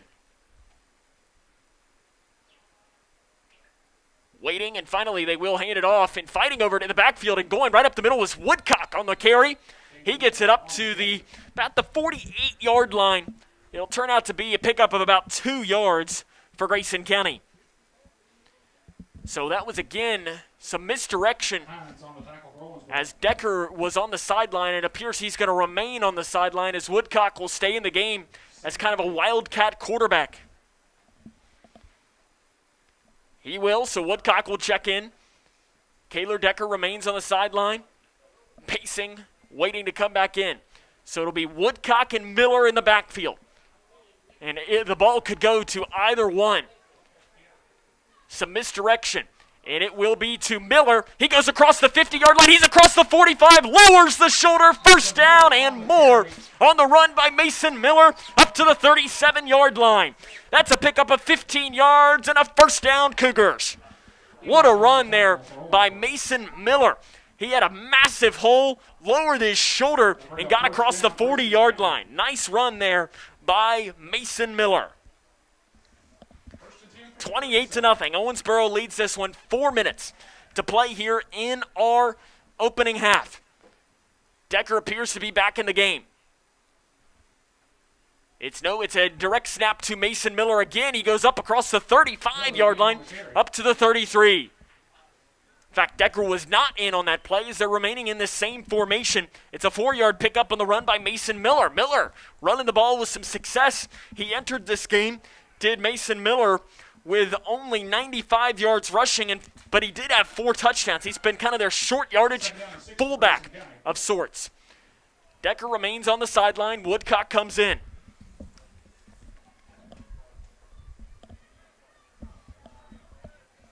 Levi Martin is one of the men in. He's the up back. Woodcock is the quarterback, as is Miller. The snap is on the ground. Woodcock just picks it up. He tries to get something out of nothing, and it appears that he might actually end up gaining a yard. A very late penalty flag comes in as a Grayson County player was thrown to the turf after the play. So I presume we might have is it a penalty on Grayson County? It is holding on Grayson County. Brian Jones is not happy at all. And the official told him to get back to the sideline, and he's not happy. As it was thrown by the head official, as I saw Grayson County's Colton Grant hit the ground after the play, but instead it's going to turn out to be a loss of yards back to the 44-yard line. Second down and maybe about 17, if I can do math correctly, for Grayson County. They need to get to the 27-yard line. Ball placed to 44. Second down, 17. Again, is the play. Kaylor Decker remains on the sideline, the Grayson County starting quarterback. High snap, it goes over the head of Grayson County. They're going to fall on it. It bounces away again. A loose ball fighting for it, and it looks like the Cougars do get down on top of it as it rolls across midfield, and another massive loss for Grayson County. Timeout taken on the field. The Red Devils will take this as it rolls back to the 43-yard line into Grayson County territory. That turns out to be a loss of 13 yards. So I believe this brings up third down and 30 for Grayson County. 2 minutes, 31 seconds to play in this opening half. Owensboro again leads this one 28-0. As I keep seeing the Owensboro bus has their lights on and it's running, and every time I see it, as it bounces through and bounces off our windows here in the press box, and it looks like there's lightning flashing. And every time I see it out of the corner of my eye and think, oh, great, here we go again. But luckily, it's just the Owensboro bus. One of them is running behind us. Thank goodness it's not. In fact, if you cut to my camera here really quick, you can see it over my shoulder and I see that reflection that I keep thinking it might be a lightning or something, but it's just the Owensboro bus. So third down and 30 coming up for Grayson County. I'm not sure what you draw up here. Maybe a screenplay. Try to get something here. Will Decker check back into the game? He is not. He's still on the sideline. Woodcock and Miller are back there. Could go to either one. It'll go to a dive up to the 45-yard line, as I believe that was Mason Miller that took it. He gets it up to the 45. It's a 2-yard pickup. Fourth down and 25 coming up. Owensboro will take another timeout. So fourth down and 28 will come up, and Cougars will obviously be forced to punt this one away. And Owensboro is probably going to try and move down the field and see if they can't maybe put us in a running clock before halftime. Looking at some scores from around the region, Hopkinsville leads Madisonville 17-0. That game is in the first quarter. As I scan through my updates here, all I see is lightning delay, lightning delay, lightning delay, lightning delay. As I see Monroe County, I believe they're playing Warren Central, and they lead 7-6. Warren Central has lost 50 games in a row, dating back to October of 2015. So they're resetting the clock here. Going to put 5 more seconds back on. 2:24. Woodcock to punt. Again, it's 4th down and a country mile. Woodcock, good snap. Gets it away, and it's a good punt. A booming end-over-end punt. That's going to take a Grayson County bounce. Rolling down inside the 10-yard line. It's going to be down at about the 8. What a punt by Caden Woodcock. As it gets down to the 8-yard line, I think, officially on that punt. So Grayson County, that's a 47-yard punt by Caden Woodcock. What a kick. Right when you needed it. 47 yards there on the punt, down to the 8-yard line. So it'll be placed in the Owensboro 8-yard line. 2:14 to play here in the first half.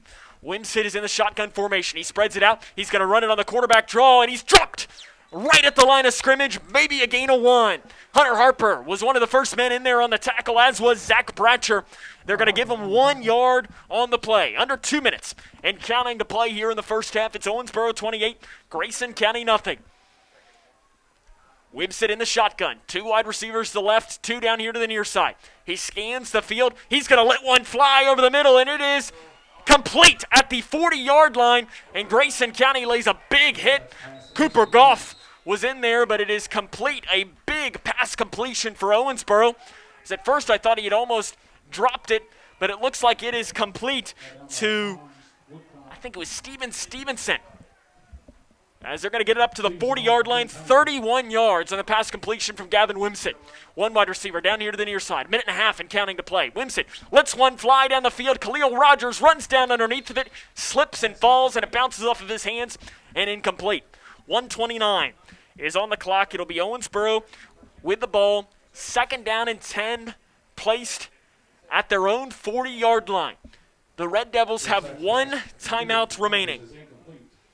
Second down. Wimsett, the future Division I quarterback, 18 D1 offers.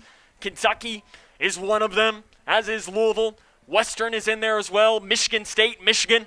He's going to be playing D1 football. He'll pass over to the far side. What a catch! And stepping out of bounds at the 48-yard line. Over on that far side of the field, it is a pass completion. As going up high to get that one, I believe, was Ben Flaherty. Pass was completed to Trayvon Tinsley. As they say, it's Trayvon Tinsley, so it was either Tinsley or Flaherty. I'm not sure which one it might have been. 3rd down and 2 will come up. 1:22 to play here in our opening half. Owensboro trying to put more points on the board before the half. Wimsett throws over the middle. It is complete across the 40-yard line and drugged down out of bounds at the 35-yard line. Trayvon Tinsley on the catch and run. Pass is complete to Tinsley. Be the first down, Owensboro. And it'll get up to the 36-yard line. It's a 11-yard pickup on the catch and run for the Red Devils. 1:16 and counting now. Again, the Red Devils in this 2-minute offense. Wimsett, 3-step drop, steps up in the pocket, throws over the middle, and it is complete. Drugged down from behind across the 20-yard line. And they're just picking it up, and a penalty flag is thrown in the backfield, and it's holding on the Red Devils. So that penalty will come back. And it'll bring this one back here, and it probably will be placed near midfield. That's a big call in this one. 1:09 to play here in this opening half. 28-0 again is the lead for the Red Devils. And they will officially place this at the 49-yard line of Owensboro. So it's a big-time penalty. They need to get to the 26, so it's 1st down and 25. Wimsett quickly takes a step, rolls out here to the near side, scans again, throws wide open, and it is complete. And he steps out of bounds across the 1st down marker and stepping out at about the 22-yard line. as it was complete to Stevenson. He was left wide open, streaking down this near sideline, and another penalty flag is thrown in the backfield, and it's thrown in the Owensboro backfield, so you would presume that this would be on the Red Devils again and push them back even further.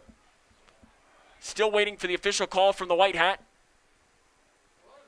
Ineligible man downfield, call it on the Red Devils. Ineligible man downfield, called against Owensboro. And it'll be first down, and the chain gang had already moved the first down, so they're going to have to move this one. I mean, this is first down and real long. First down and 30, I think is what it is. At least that's what we're going to say for the Red Devils. They need to get to their own 29.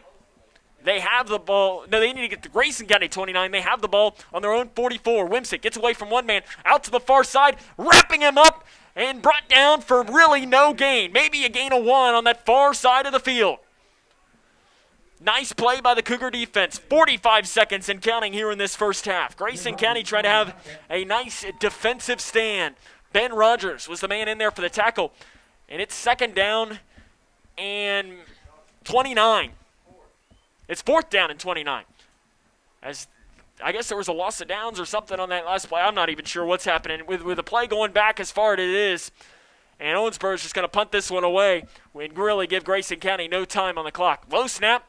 Wimsett, the punter. It's a nice booming kick. Woodcock runs underneath of it. He'll fair catch it at the 24-yard line with 12 seconds to play here in this first half of play. And I would presume Grayson County will just knee this one and get into the half. So he will have it, ball placed on the 25. Be sure to stay tuned in at halftime tonight. We'll have our Cougars in the Classroom segment. We make the trip to the house that Mark Buckles built. Katie'ville Elementary. Well, I guess he never really went there. But our director standing to my left, Chase Blaine, I guess we can say the Chase Blaine built. Interesting program going on there. They call it Newsflash. I formation. They'll hand it off to Mason Miller, I believe, on the run. And that'll bring us to the end of the first half. Owensboro leads this one 28-0. This is Cougar football on K105. How's everything taste tonight, folks? Oh, excellent. How was your chicken tonight? It's excellent. Where was it raised? As a chef, it's important to know where your food comes from. That's why we buy local and Kentucky-raised food. We're the Settles family from Owensboro, Kentucky. We produce poultry for families all over the state. And we're proud of the products that we produce. If you're buying a chicken that came from our farm, you're getting an excellent quality product. Some of the best you'll find in the case. A lot of your local restaurants feature our poultry products. We are a Kentucky farm family. Feeding Kentucky. Feeding the world. When caring for a family member, their state of health is continually on your mind. And when they're faced with a health concern, you'll do just about anything to make them feel better. Rest assured, their feel better starts right here at Midway Pharmacy. We take our time to get to know all about your family's health history so we can provide you with educated advice. So when someone's counting on you to help them maintain a healthy lifestyle or to overcome that untimely sickness, remember, at Midway Pharmacy. When I was a kid, my dad would hold a nickel in one hand and a dime in the other and ask, which one is bigger? Of course, the nickel was bigger, but the dime was worth more. Think about that. With all the bank mergers going on, does bigger make them better? I don't think so. Wilson & Muir Bank is a locally owned community bank based right here in Kentucky. I like dealing with people I know personally, the same people I've trusted with my money for years. That's why it's my bank. Wilson & Muir Bank. Member FDIC, Equal Housing Lender. I don't think that many kids in my son's school even do it. He makes fun of his friend who vapes. He would never try it. She's into soccer. She's on the honor roll. She's just not the type. No way. No way. No way. No way. My kid would never vape. Get your head out of the cloud. Today, nearly 8,000 kids will start vaping. Maybe even yours. Learn about... The Twin Lakes Fast Mix, K105. Welcome back here to Cougar Stadium, where it's starting to get a little chilly. Looks like the rain is actually slowed. It might not even be raining much at all, at least not compared to what it has been. Owensboro leads this one at the half, 28-0. as what a weird first half. We started all the way back just over 2 hours ago. As Owensboro started, only took them 59 seconds on the 45-yard touchdown pass, or touchdown run by Gavin Wimsett. Wimsett then had a touchdown pass with 6 minutes and 52 seconds to play in the first half that gave Owensboro a 14-0 lead. That's when the Lightning came in, and we ended up taking ourselves a 1 hour and 6 minute break. Came back, a little bit of sloppiness on both sides, a touchdown by Owensboro, a 9-yard pass completion, and then a 51-yard interception return that has us as our score at 28-0. Again, as a reminder, the running clock situation would be 36 points, so Owensboro would need to score and get the 2-point conversion for us to move into that running clock situation. But Grayson County will get the ball first at the start of the second half. We're going to take a break and come back, and we're going to have our Cougars in the Classroom segment presented by our friends at McDonald's of Litchfield. Again, if you've never seen this segment, maybe you're an Owensboro fan. The point of this segment is to spotlight the people and programs that are making a difference in the lives of Grayson County students. We like to go through all of these schools. We focused on DECA. We focused on how busing was going to work. Last week, we made the trip to Lawler Elementary, learning about a sensory path.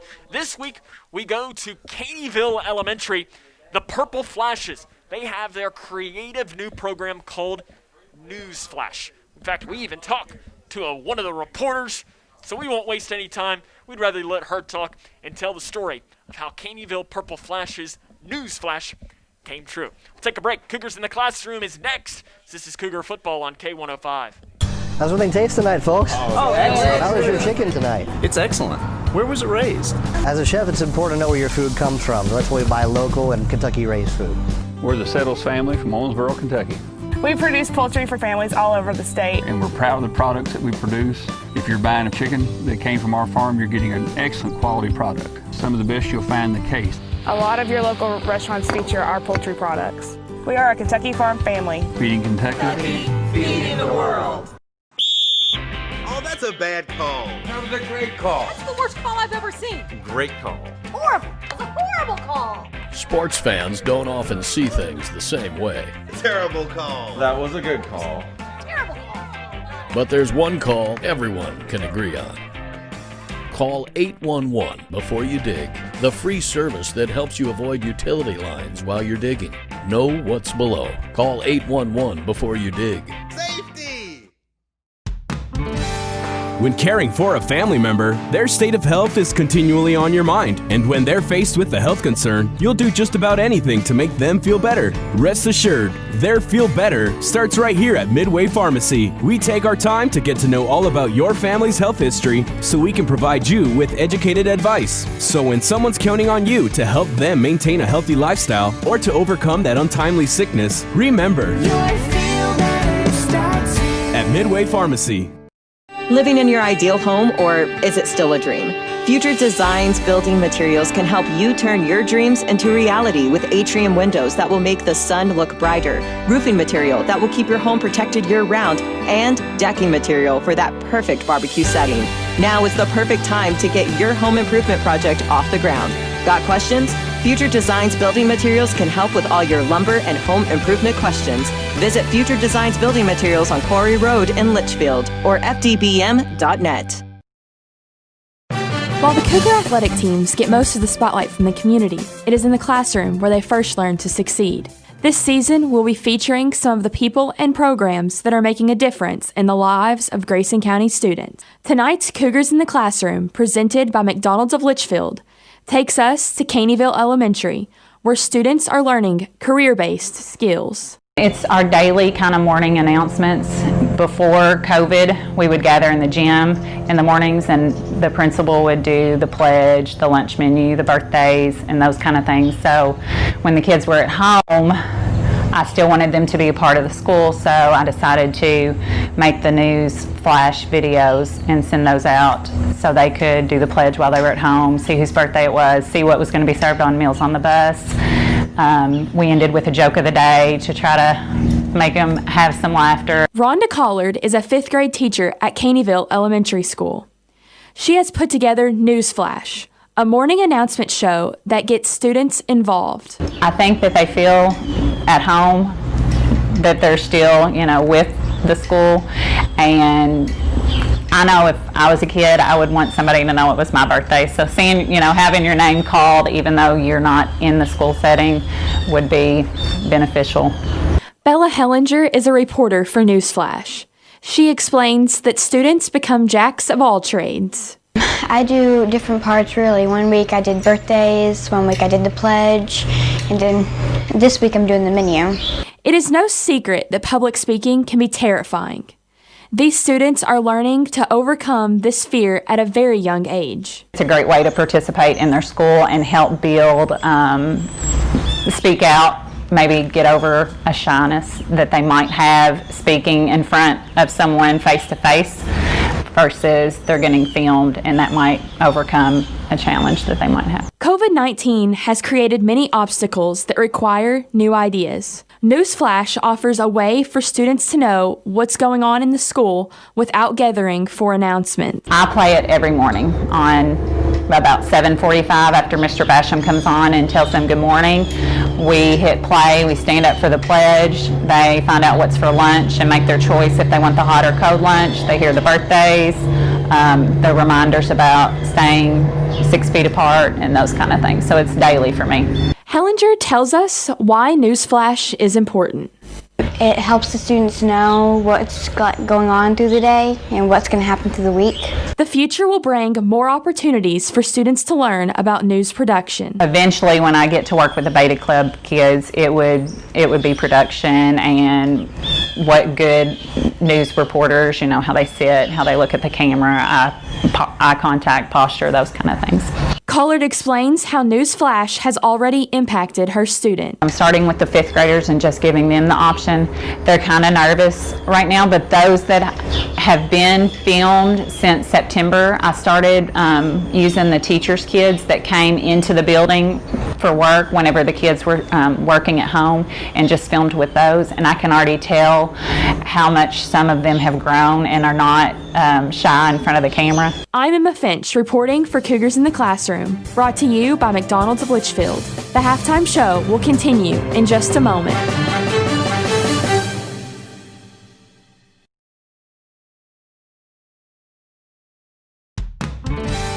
When caring for a family member, their state of health is continually on your mind. And when they're faced with a health concern, you'll do just about anything to make them feel better. Rest assured, their feel better starts right here at Midway Pharmacy. We take our time to get to know all about your family's health history so we can provide you with educated advice. So when someone's counting on you to help them maintain a healthy lifestyle or to overcome that untimely sickness, remember, your feel better starts here at Midway Pharmacy.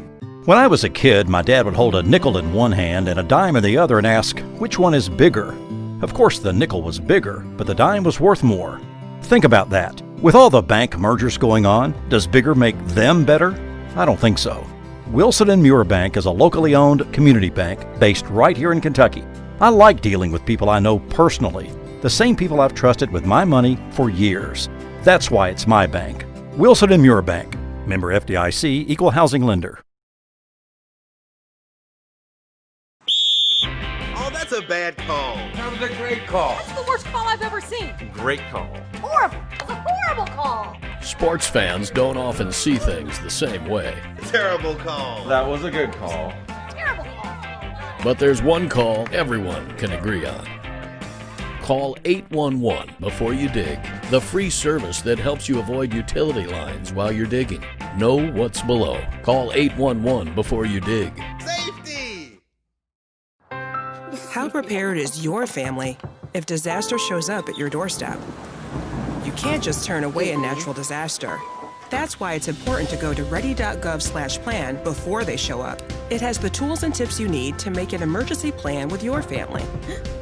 So if disaster comes knocking, let's go. You'll be ready to help keep your family safe. It's just a pizza. Yes! Make a plan today.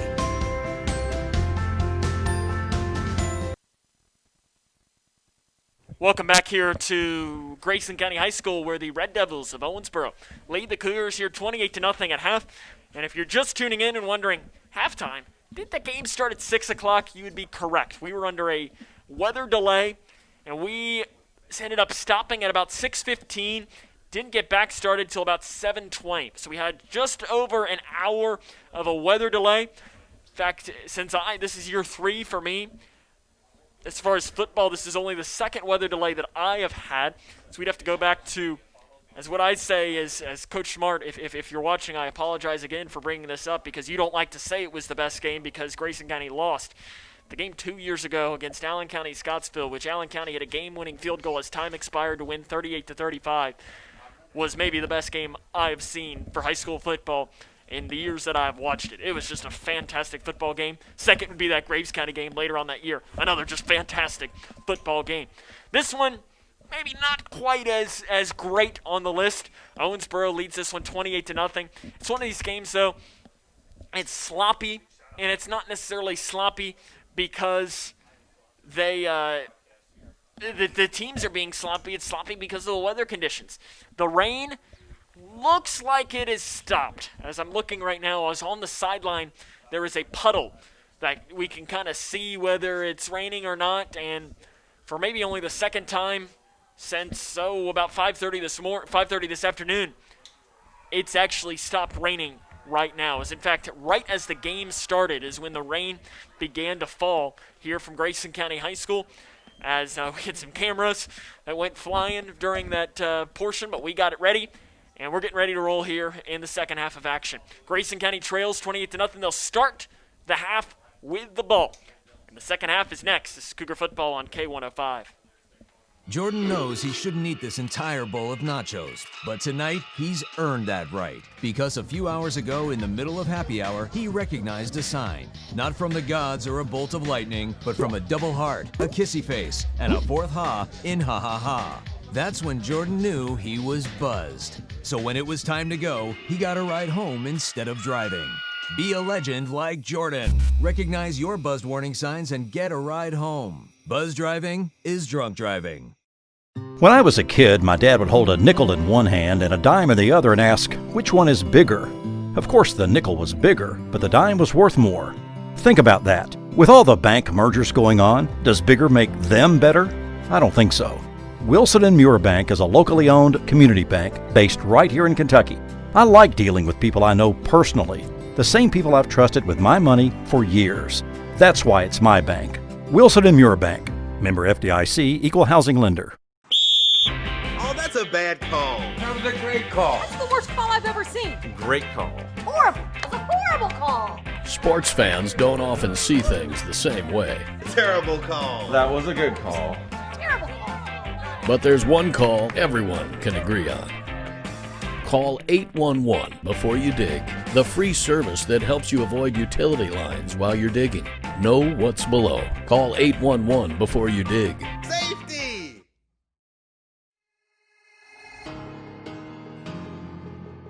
Anytime they're playing music downstairs, it's loud. I go downstairs, see what they're doing, see what music they're doing, see what they're dancing to. I go play piano downstairs, they come get involved. Leah has a drum set beside it, banging that. Any music, that's what they do.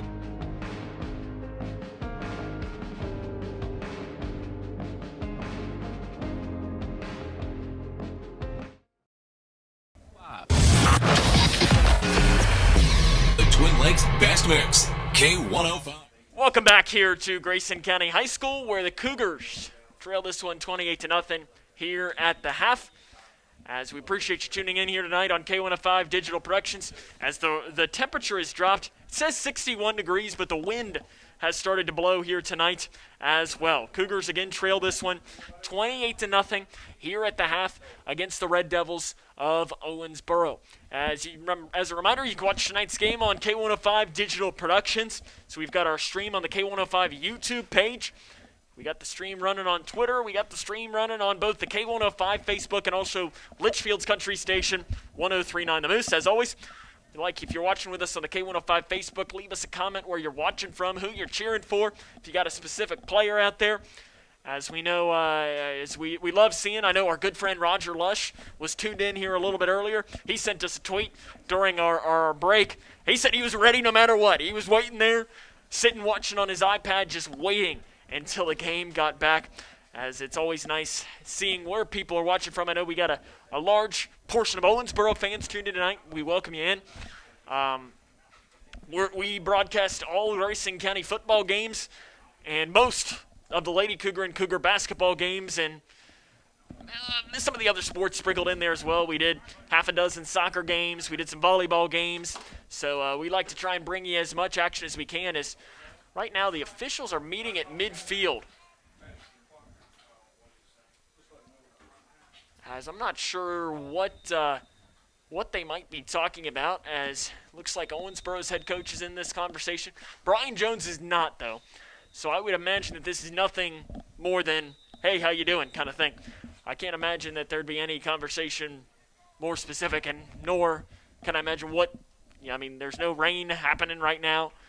We haven't had any lightning, knock on wood, in a while. So it looks like they're going to say, clear the clock and let's get rolling. Grayson County, though, trails this one 28-0. The Cougars will get the ball to start the second half of action, as it was two touchdown passes by Wimsett, one touchdown run by Wimsett, and a interception return by Wimsett.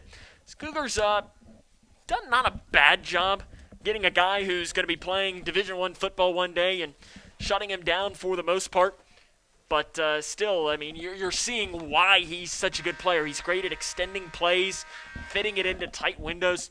He's going to be a guy that's really exciting to watch here over the next couple of weeks and over the next couple of years, as he might. I know I was reading on 24/7 Sports, which is one of the main recruiting. They project high school players and where they might be in the NFL. They said right now he's a second or a third round pick. Maybe the future quarterback of the Washington football team. They might need a guy. As I look over at our director, Chase Blaine, who's a big football team fan. Start of the third quarter, 28-0. It is the lead here for Grayson County. Cougars trying to keep it rolling and trying to see if they can't get something rolling on offense, though. Haven't had a lot of success. Score update to bring you. Apollo leads Davis County 7-0. 2 minutes to play in the first quarter. Lands to kick this one away for the Red Devils. The whistle is blown, and we are underway in the second half of action. Kick taken on the far side by Caden Woodcock. He brings it down here to the near side, across the 20, across the 25, brought down at the 29-yard line. And Grayson County will start with decent field position here tonight. Multiple Red Devil defenders in there on the tackle. So ball placed in the Cougars' 29-yard line. Will it be Kaylor Decker out at quarterback, or will it be Caden Woodcock and Mason Miller? It's kind of been a mix, and Decker's on the sideline, so you're going to have either Woodcock or Miller running the quarterback for Grayson County here tonight. Score update to bring you. Bowling Green leads Greenwood 43-0 at the half. And it is Woodcock and Miller. Woodcock is on the near side. Miller is on the far side. Both are in the backfield. Both have their hands out and ready. And it'll be to Woodcock. He goes up across the left side, and he is maybe going to pick up one if they're generous. And it doesn't even look like he's going to get that. In fact, the ball right now is placed as to what would be a loss. But the official is going to move it up to the 29-yard line. No gain on the run by Woodcock. Second down and 10 coming up. 11.5 to play here in this first half of action. Grayson County leads this one, or trails this one 28-0.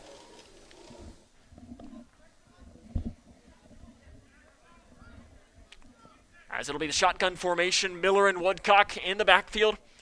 Two wide receivers down near the near side. Miller will get this one. He goes behind one of his blockers, gets to the second level of the defense across the 35-yard line, and that's where Mason Miller will be brought down. Looks like it's a pickup of about 6 yards on the run.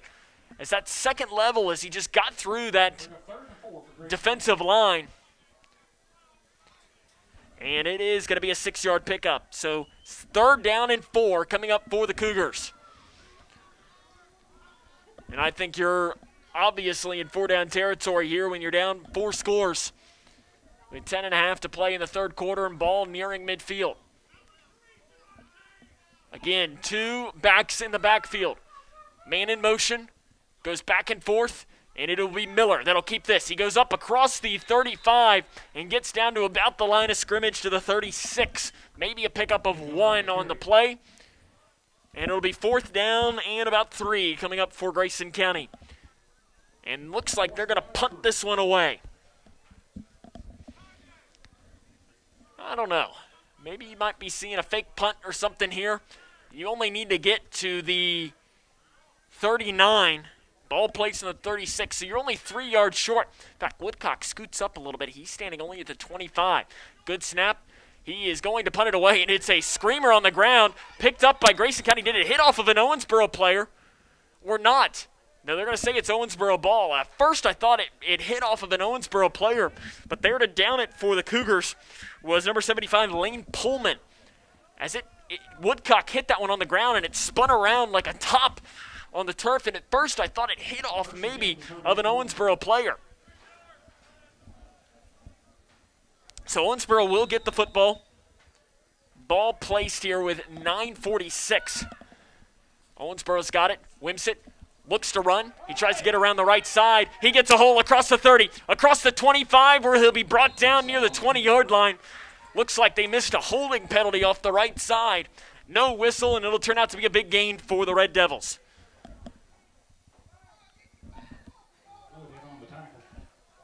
As they get that up officially to the 21-yard line, 17-yard pickup on the run by the junior Gavin Wimsett. Wimsett has Avery to his left, 2 wide receivers on each side. Avery now moves to the right of the 6'3" quarterback. Wimsett will hand it to Avery. He gets away from one man in the backfield, but won't get away from the second. Grayson County stops him. Ben Rogers in there on the tackle for Grayson County. It will turn out to be maybe a pickup of 1 or 2 on the run by Ethan Avery. It'll get up to the 20-yard line, a 1-yard pickup. 2nd down and 9 coming up here for the Red Devils. 9 minutes to play in the third quarter. It's Grayson County trailing Owensboro 28-0. Shotgun formation, Wimsett. Trips down near to the near side. Grayson County showing blitz. 4-man rush. Wimsett is going to be brought down in the backfield for a loss. Sack on the play, Grayson County. Mason Miller came on the blitz right up the middle and brought him down for a loss on the play. It's back to the 30-yard line, 10-yard loss. Mason Miller, his first sack of the season, I believe, for the Cougars. As they entered this game with 5 sacks, it was Rogers and Bratcher with 2, Hunter Harper with 1. So 3rd down and long for the Red Devils. Same formation. Wimsett rolls here to the near side. Scans off into the flat. It is complete, making a man miss across the 20, across the 15, down across the first down marker. Ball's out, and they're going to say the ball is down. As it was pass completion and catch and run complete to Steven Stevenson. And it'll be enough for a first down for Owensboro. As they will place it down to the 9-yard line, 21 yards on the catch and run. First down and goal coming up for the Red Devils. Halftime score, Owensboro Catholic leads Butler County 14-0. Wimsett under center. Man in motion, Avery. We have a penalty flag going as it's a handoff to Goff, and he goes into the end zone. Touchdown, Owensboro, but a penalty flag came flying by the near judge, and I think this is going to be a false start called on the Red Devils. Illegal shift will be the penalty. It'll still be on Owensboro, so that touchdown will not count. Move it back to the 14-yard line. First down and goal from the 14 will come up. Again, Catholic leads Butler County 14-0.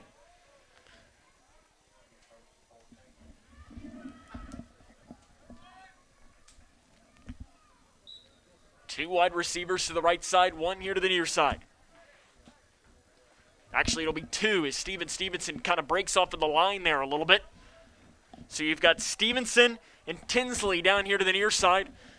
2 wide receivers out to the right as well. Wimsett is in the shotgun formation. He stands back at the 19. 1-step drop over the middle. It is incomplete. He threw that one into the middle of nowhere. In fact, Hunter Toms was in there on coverage, but he really didn't have an open man, did Wimsett at all. He just kind of threw that one into the turf. 7:45 to play here in this third quarter. It is Owensboro 28, Grayson County nothing.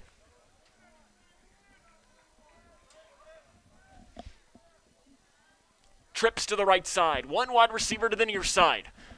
Wimsett will pass. Grayson County blitzing. It is a screen on the bubble. Across the 20 and brought down at the 9-yard line. Bubble screen, pass completion. Stevenson again in there on the catch and run. And Zach Bratcher was in there to bring him down. And it's a 5-yard pickup, 3rd down and goal from the 9.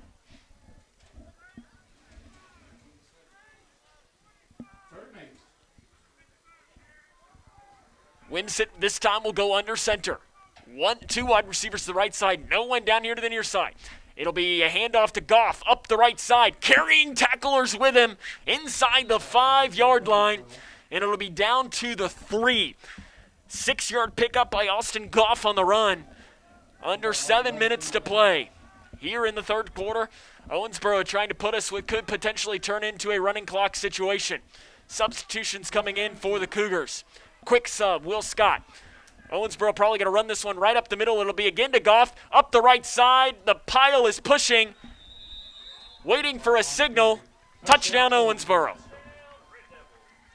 Austin Goff on the carry, 3 yards, and the Red Devils have taken a 34-0 lead. Will Owensboro go for 2 to try and put us in a running clock situation, or will they just kick the PAT? It appears that they will go for it. 6:38 to play here in this 3rd quarter. They will go for it. Wimsett under center. I'm sure they'll probably just hand it off again to Goff. Wimsett, I'm not sure who has it. Goff does, and he's not going to get it. That's the end here. 34-0. Owensboro leads halfway through the 3rd quarter. This is Cougar football on K105. How prepared is your family if disaster shows up at your doorstep? You can't just turn away a natural disaster. That's why it's important to go to ready.gov/plan before they show up. It has the tools and tips you need to make an emergency plan with your family. So if disaster comes knocking, let's go. You'll be ready to help keep your family safe. It's just a pizza. Yes! Make a plan today.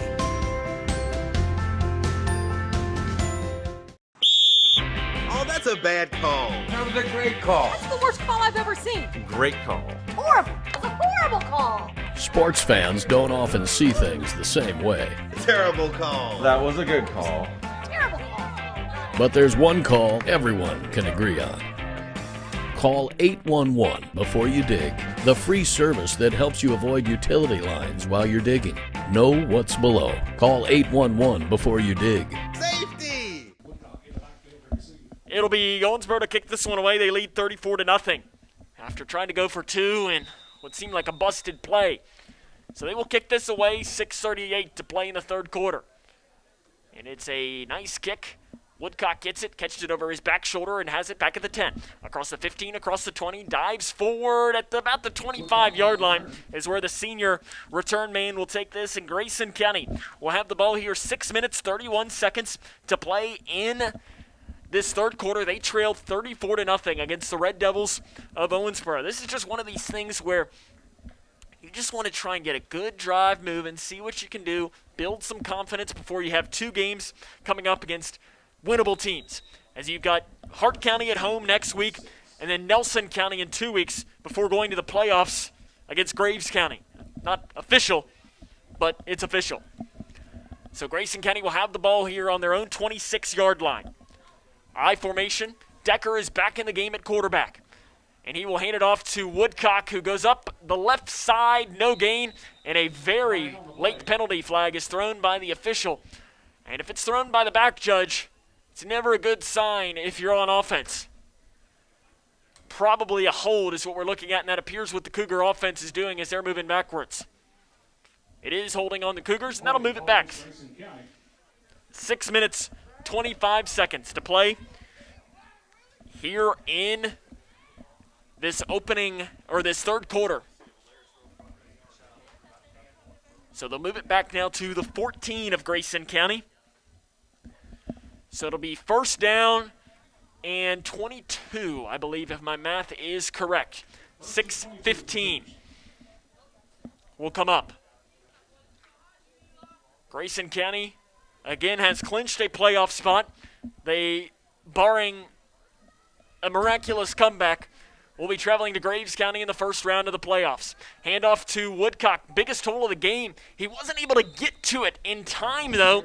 He gets it up across the 15-yard line up to about the 17. It's a 3-yard pickup on the play for Grayson County. It's just one of those things, the hole opened up big, but Woodcock just couldn't get there in time to get to the hole in Owensboro. The linebackers had closed in on it, and pretty good defense there by the Red Devils. 5.5 to play here in this third quarter. As I see our good friend Roger Lush tuning in on K105 Digital Productions. He says, I'm tired of Graves County. Roger, we agree. This will be our 4th trip to Graves County in 2 years. So we went at the end of the 2018 season, once last year, and this will be our 2nd trip this year. Pass over the middle. Levi Martin catches it, takes a huge lick, but holds on to the ball. He took a heck of a lick by the defensive back Eli Early. Somehow holds on to the ball as it's pass completed up to the 22 or 23-yard line. About a 5-yard pickup. 3rd down and about 13 coming up for Grayson County. That was a heck of a job hanging onto the ball there for Levi Martin as he took just a massive hit by Early. Confusion on the Owensboro defense. Decker and a penalty flag is thrown in the backfield. Dead ball, false start called against the Cougars. And again, they're moving the wrong way, and those 5 yards they just picked up on the pass completion will go right back. 3rd down and long for Grayson County with 4 minutes, 28 seconds to play in the third quarter. Again, the Cougars trail against Owensboro 34-0. We'll be back at home, though, next week. Hart County makes the trip here to Litchfield. And then in 2 weeks, we'll be in Bardstown, Nelson County. 3 weeks, we'll be in Mayfield for Grayson County and Graves County. So we'll try to see if we can't get an update from the Breck, Ohio County game. That is a lot of playoff picture. Decker to pass, steps up in the pocket and throws it, and it is incomplete. He just threw that one away, and that'll bring up 4th down and long. So you could tell Decker he felt the pressure coming from his backside and just had to get that one away. Caden Woodcock will be on to punt. His last one was not good. His one before that was just about as perfect as he possibly could have. As he downed it inside the 10-yard line. The last one, though, was spinning like a top on the ground. Woodcock will be back to punt. He stands at about his own 7. Good snap. Gets it away. This one's kind of in between. Spinning kick, dies at the Grayson County 41-yard line.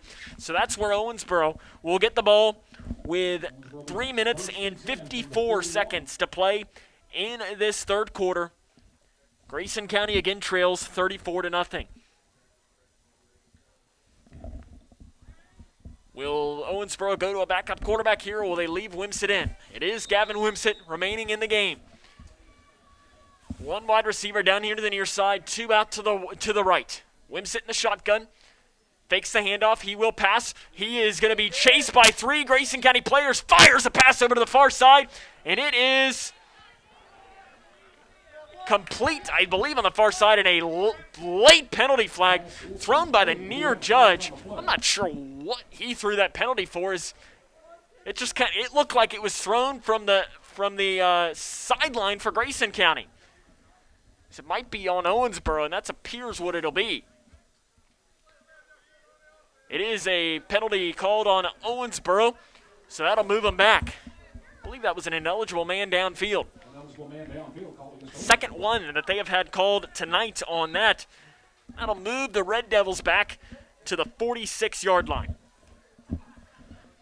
So ball placed in the Cougars, 46. Wimsett this time will hand it off to Avery. He gets across the 45, and he is wrapped up by his feet at about the 44-yard line. Cooper Goff in there on the tackle for Grayson County. As they'll get up to the 43, so it'll be a 3-yard pickup on the run there by the senior running back, 5'10", Ethan Avery. Trips to the right side. 2 wide receivers down here to the near side. Wimsett is all alone on 2nd down and 13 in the backfield. He scans down the field, throwing, and it's through the hands and incomplete. Nearly intercepted by Caden Woodcock, but it falls incomplete, as that one just went right through the hands of the Owensboro wide receiver, as it was intended for Trayvon Tinsley. So 3rd down and 13 coming up. Owensboro again. A field goal would put us in a running clock situation.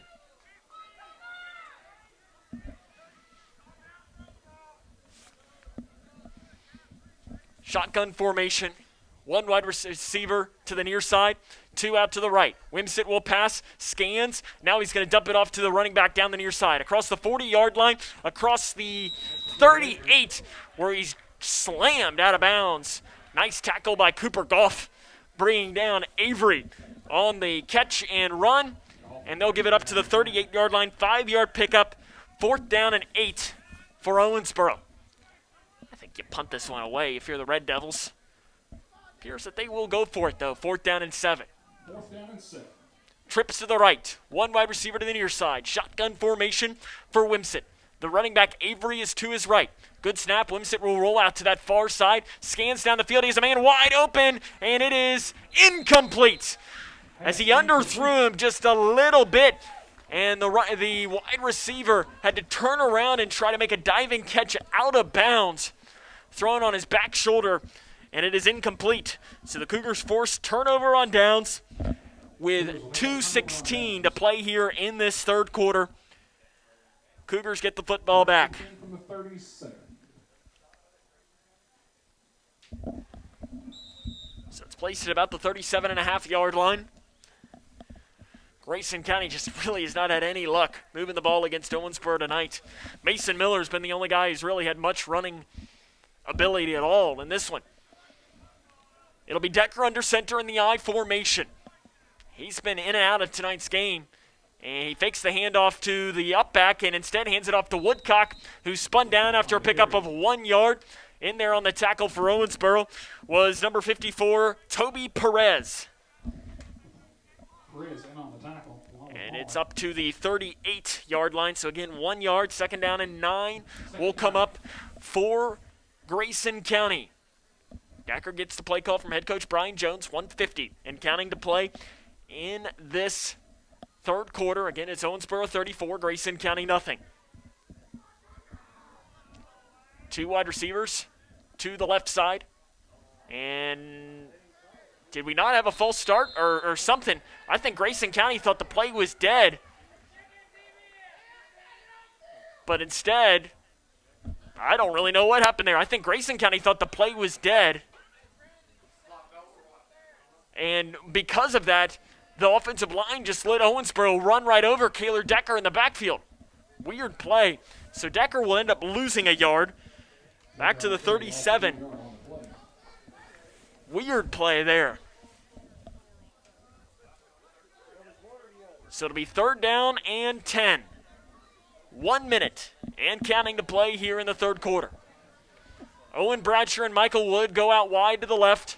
It'll be the I formation for Decker. Owensboro showing blitz. They have 7 men in the box. Wood goes in motion from the near side to the far side. Handoff up the right, across the 40, across the 45, across the 50. 1st down, Cougars. 3rd down and 10. Big run on the play by Caden Woodcock up to the 49-yard line. And that's the biggest play of this game for Grayson County. 14-yard pickup and a 1st down. What a job there by Woodcock. He had a big hole. Probably a better job by the offensive line for Grayson County. Under 30 seconds to play in the 3rd quarter. Try to see if we can't bring you a score update of that Graves County game. Well, here's one at the half. Owensboro Catholic again leads Butler County 14-0. Breaking the huddle is Grayson County. 1st down and 10 for the Cougars. I formation. And a late penalty flag thrown by the deep back, and it'll be delay of game called on the Cougars with 5.8 seconds to play in this 3rd quarter. So it'll move the Cougars from Owensboro territory back into their own. So first down and 15. 15 for Grayson County. And they will wind the clock, and that'll be the final play of this third quarter. Owensboro leads Grayson 34-0. This is Cougar football on K105. Jordan knows he shouldn't eat this entire bowl of nachos, but tonight he's earned that right because a few hours ago in the middle of happy hour, he recognized a sign, not from the gods or a bolt of lightning, but from a double heart, a kissy face, and a fourth ha in ha ha ha. That's when Jordan knew he was buzzed. So when it was time to go, he got a ride home instead of driving. Be a legend like Jordan. Recognize your buzzed warning signs and get a ride home. Buzz driving is drunk driving.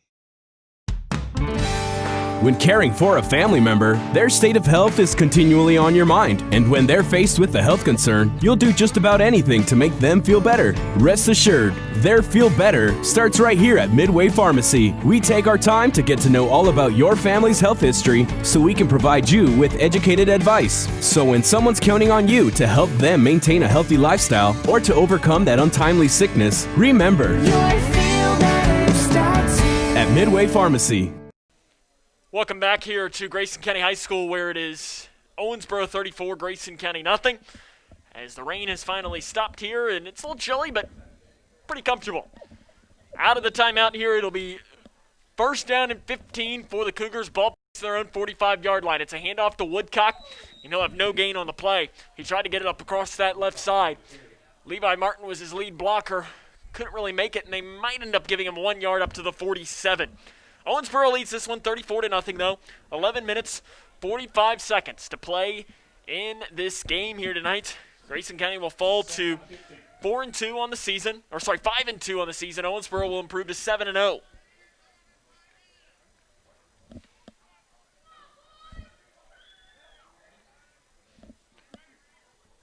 Under center goes Decker.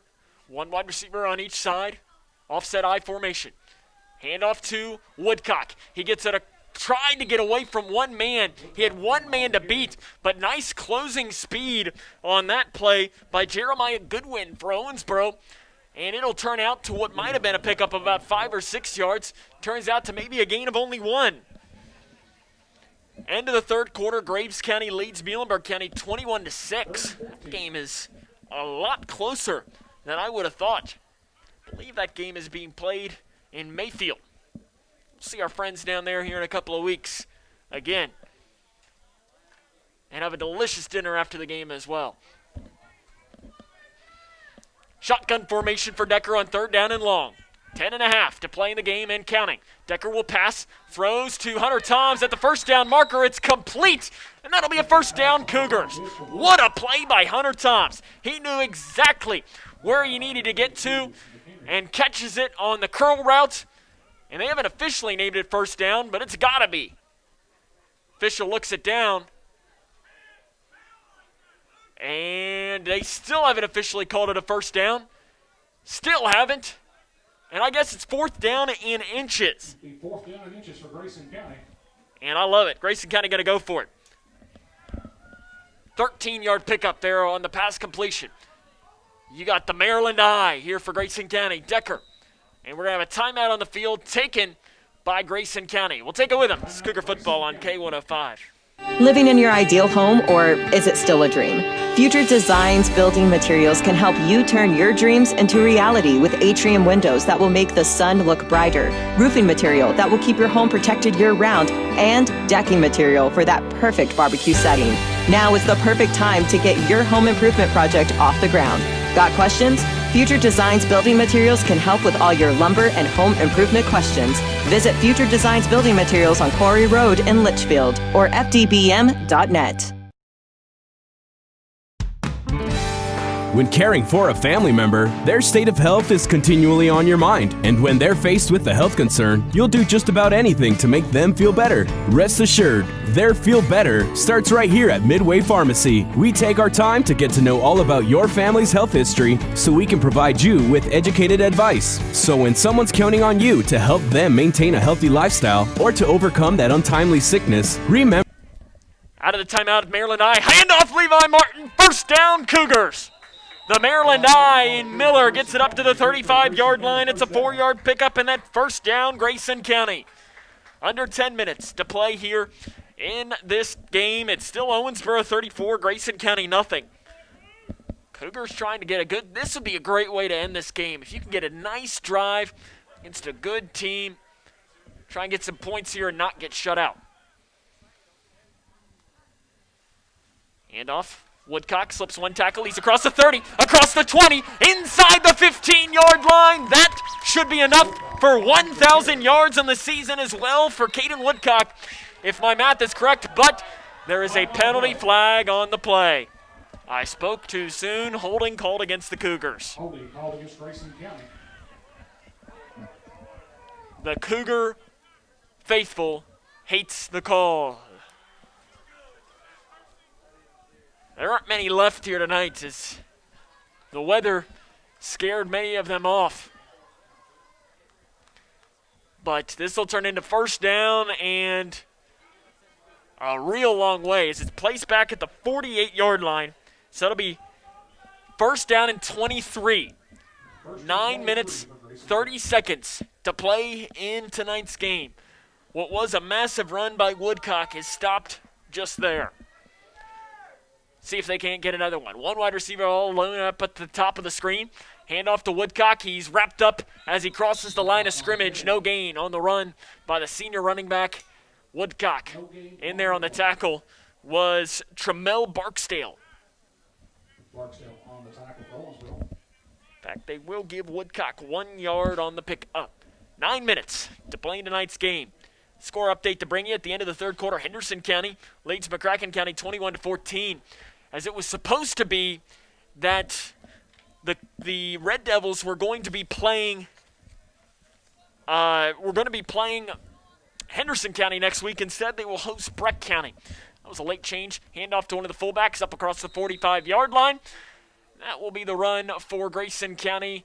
And I believe it was Levi Martin on the carry for Grayson County up to the 45-yard line. It's a 4-yard pickup. So again, Owensboro will host Breckenridge County next week. Grayson County will host Hart County next week. Barring Breck County defeating Owensboro, Owensboro will, well, in fact, it doesn't matter. Owensboro has the number 1 overall seed because they beat Graves County, so they have the tiebreaker there. So we'll try to see if we can't find an update from as there's a pitch down near the near side across the 40-yard line. Still on his feet and brought down out of bounds at the 33-yard line. Caden Woodcock on the carry as he picks up 12 yards on the run. And that one might get him closer to that 1,000 mark if he hasn't passed it already. Again, it's tough for us to keep individual stats, but it'll be fourth down and about 7 or 8. 7 for the Cougars.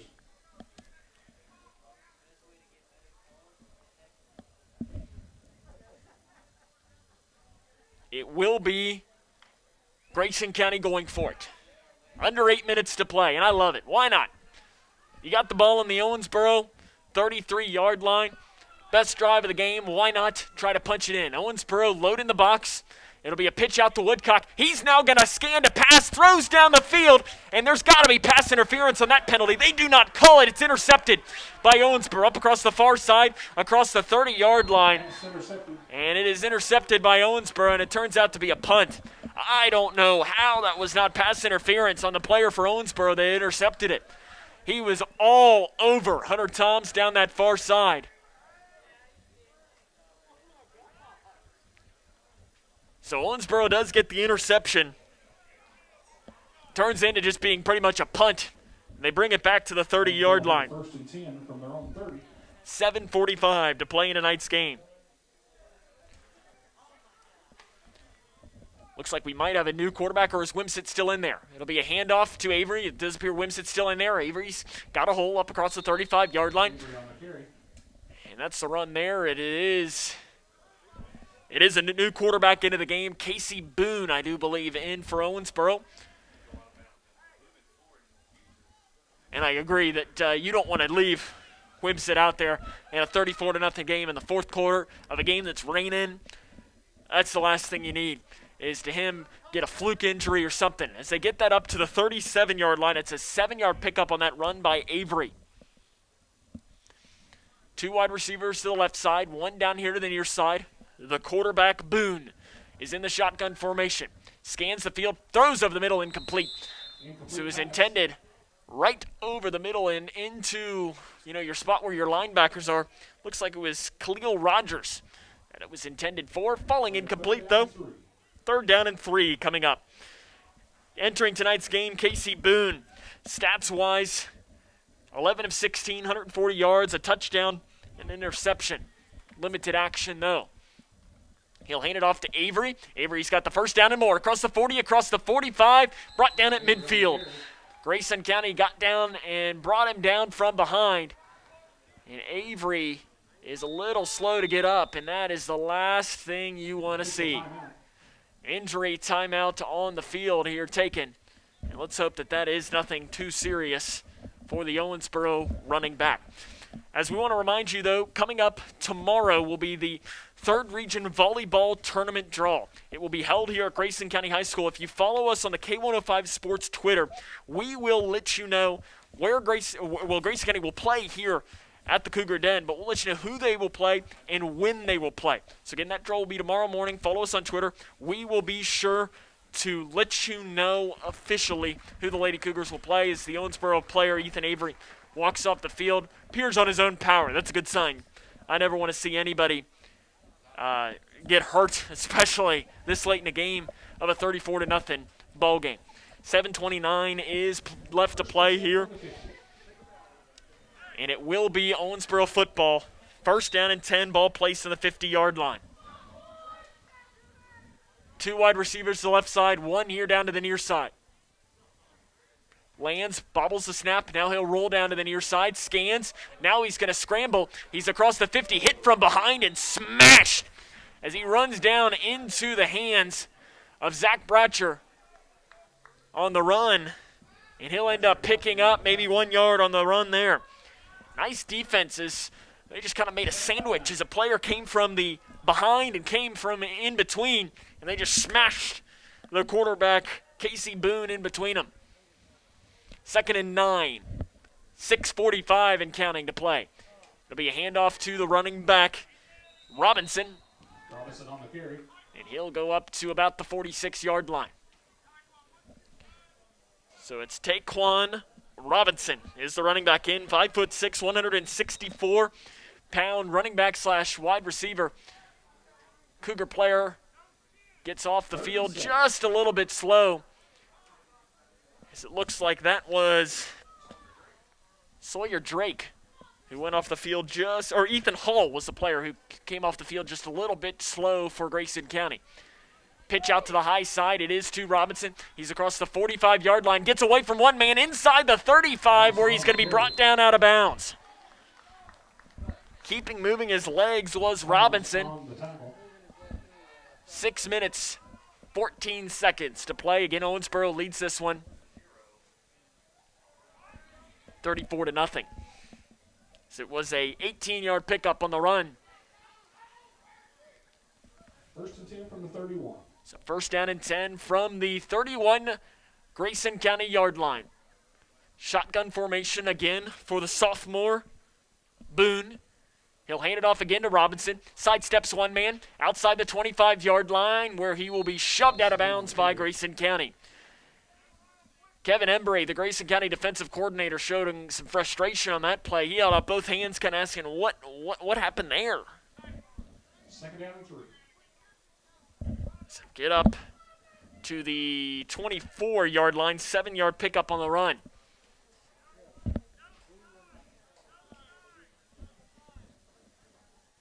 Owensboro will clinch the number 1 seed in the playoffs.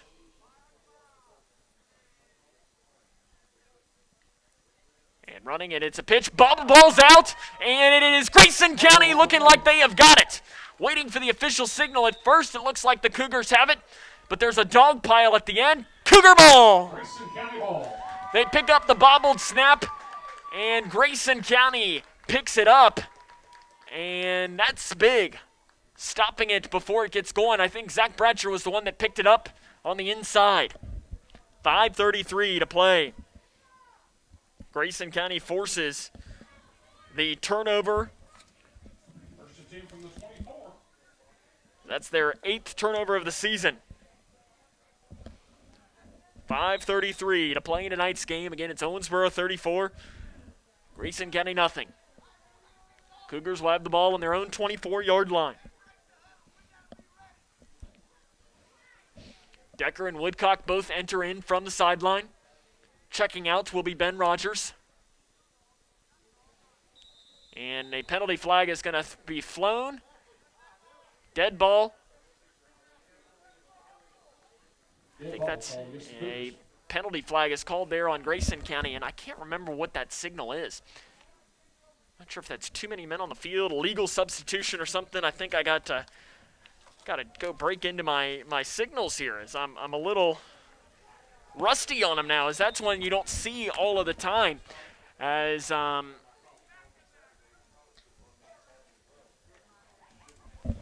so it will be Grayson County. It'll back them up to the 19-yard line, so that'll be first down.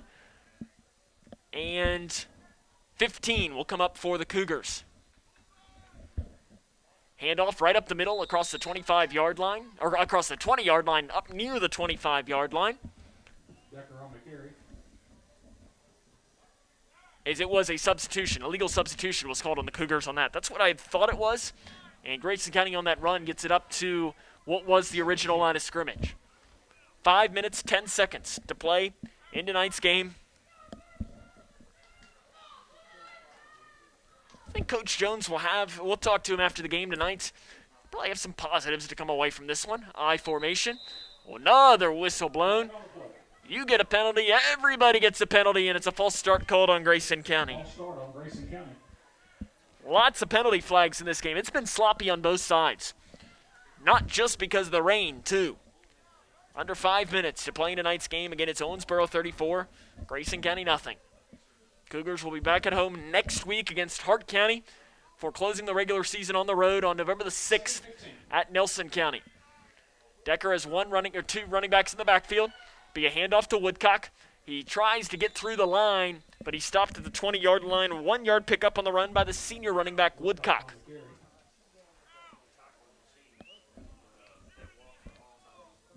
So it'll be 3rd down and 14 coming up for Grayson County. 4:20 and counting to play in tonight's game. Be sure to tune into our 5th quarter show. We'll recap tonight's game, talk to the head coach of the Grayson County Cougars, Brian Jones, and we will look at some district standings, updates, and more.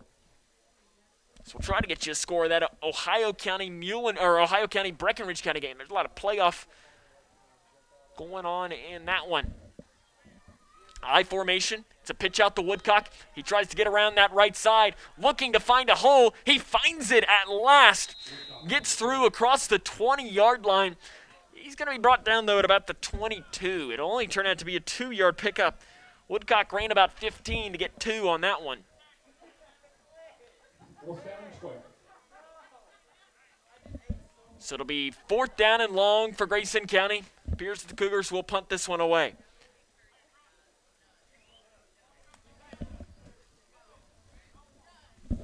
So Woodcock will stand back at about his own 10-yard line.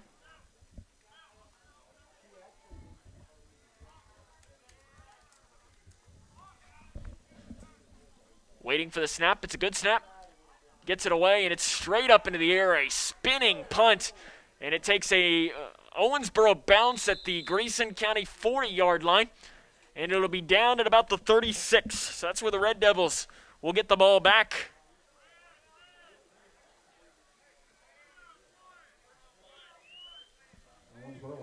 Again, I have not seen a score update to bring you from the Ohio County Breckenridge County game. If we see one, though, we will be sure to bring it to you. Shotgun formation as Owensboro's got the ball with 3 minutes to play. It'll be a handoff right up the middle to Robinson. He gets through the tacklers across the 30-yard line, brought down at the 26.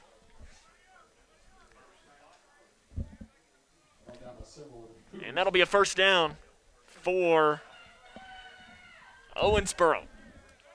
1st and 10 from the 25.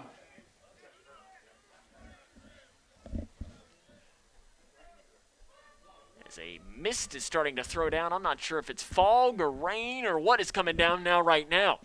Hand off to Robinson, across the left side, back here towards the middle, across the 20, inside the 15-yard line, where he's going to be slammed down as they enter the red zone. And whistle blown here, and it'll be a first down. Up to the 14-yard line. Hunter Toms was in there on the tackle. So Grayson County again will fall to 5-2 on this season. First and 10 from the 13. Shotgun formation, trips to the left side. Hand off to Robinson, and he's swung down in the backfield for a big loss. Grayson County's defense comes through there to bring him down. Hunter Harper was the first man in there for Grayson County. 2 minutes and counting to play in tonight's game. Second down and 13. So second down and about 13 coming up. And it'll be kept himself on the quarterback keeper inside the 15-yard line up to the 14 on the run by Casey Boone. And he gets it up to the 14-yard line. 1.5 minutes to play.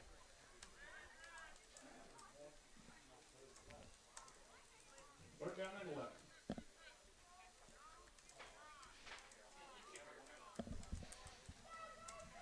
Boone looks down at his wrist to try and get the play call from the Owensboro coaching staff. Trips down here to the near side. One wide receiver to the left side. The running back, Robinson, is to his left. High snap. Boone is going to run this himself. He's across the 10. Sidesteps one man inside the 5. And he stood up at the goal line and driven backwards. It is enough, though, for an Owensboro first down. 56.6 seconds to play in the game. Can Grayson County get a goal line stand out of this one? Looks like it gets down to the 1. Owensboro with 50 seconds to play. They're going to try and put some more points up on this scoreboard, leading 34-0. Shotgun formation, Boone. Robinson is the running back to his left. Man in motion, goes from the right side to the left side. Right slot to the left slot. 36 seconds and counting now to play. Again, Owensboro leads 34-0. Hand off to Robinson up the middle and into the end zone. Touchdown, Owensboro. As they take the touchdown, and that'll make it 40-0 after the 1-yard touchdown run by Robinson. And the PAT will come from the kicker, Andrew Lands. Cougars will more than likely get shut out here tonight and lose this one 41-0. Lands is perfect on PATs tonight and on the season.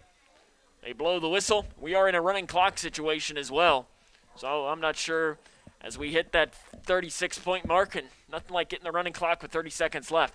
Wimsit's the holder. Snap is up, and it is good. 41-0. It's Cougar football on K105. Oh, that's a bad call. That was a great call. That's the worst call I've ever seen. Great call. Horrible. That's a horrible call. Sports fans don't often see things the same way. Terrible call. That was a good call. Terrible call. But there's one call everyone can agree on. Call 811 before you dig, the free service that helps you avoid utility lines while you're digging. Know what's below. Call 811 before you dig. Safety! What's the FAFSA? I have no idea what FAFSA stands for. Yeah, I've heard a couple of people at school talk about it, but I haven't actually had like a conversation about it. When I'm preparing for college, my top priorities are how to pay for it. They're really focused on getting you to the college level. They're not really focused on getting you through college, so they don't really talk about the financial aid or FAFSA. The free application for federal student aid is the first step, and it just got easier. Visit knowhowtogoky.org to find out more. Owensboro leads this one 41-0. Grayson County will get one, maybe two more plays. So we are in a running clock situation when they stop this, as it'll be 27.6 seconds to play. Owensboro again with a 41-0 lead. Grayson County will host Hart County next week. Be sure, though, to tune in to our post-game show, the fifth quarter. We'll talk to the head coach of the Cougars, Brian Jones, run down the game here, and we'll try to bring you some score updates. We'll try to find you a Ohio County, Breck County score as well. Kick is on the ground. Picked up and fallen down on top of at the 34-yard line for Grayson County. And that will more than likely do it. I don't know if Grayson County will take another snap or not, or if they'll just let the time roll. Owensboro is going to win this one by a final score of 41-0. It doesn't appear that they will take another snap. Grayson County falls to 5-2 on the year. Hart County is next. Owensboro wins this one 41-0. It's Cougar football on K105. When I was a kid, my dad would hold a nickel in one hand and a dime in the other and ask, which one is bigger? Of course, the nickel was bigger, but the dime was worth more. Think about that. With all the bank mergers going on, does bigger make them better? I don't think so. Wilson & Muir Bank is a locally owned community bank based right here in Kentucky. I like dealing with people I know personally, the same people I've trusted with my money for years. That's why it's my bank. Wilson & Muir Bank. Member FDIC, Equal Housing Lender. How's everything taste tonight, folks? Oh, excellent. How was your chicken tonight? It's excellent. Where was it raised? As a chef, it's important to know where your food comes from. That's why we buy local and Kentucky-raised food. We're the Settles family from Owensboro, Kentucky. We produce poultry for families all over the state. And we're proud of the products that we produce. If you're buying a chicken that came from our farm, you're getting an excellent quality product. Some of the best you'll find in the case. A lot of your local restaurants feature our poultry products. We are a Kentucky farm family. Feeding Kentucky. Feeding the world.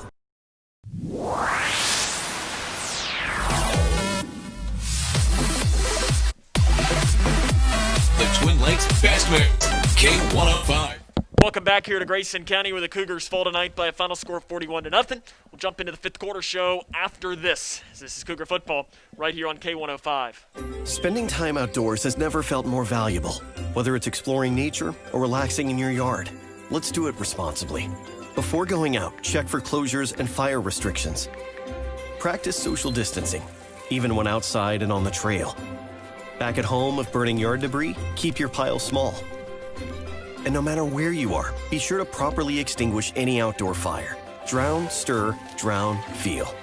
We're all in this together. Help keep our safe places safe. When I was a kid, my dad would hold a nickel in one hand and a dime in the other and ask, which one is bigger? Of course, the nickel was bigger, but the dime was worth more. Think about that. With all the bank mergers going on, does bigger make them better?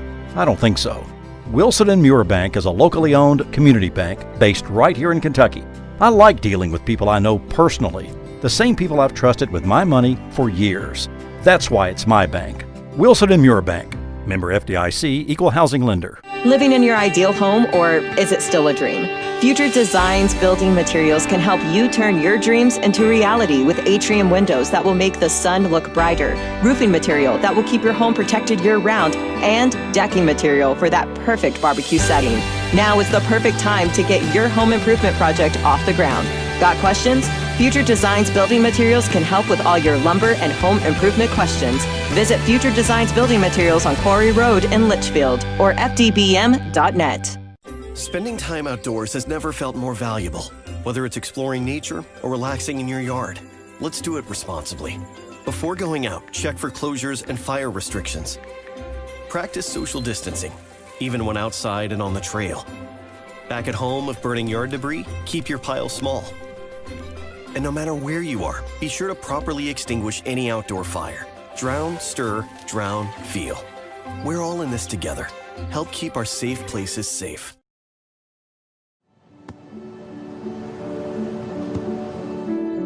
I don't remember how it started. Go to that. Our back and forth. It always came back. Dad! You probably don't remember what you told me, That was perfect. but I heard every word.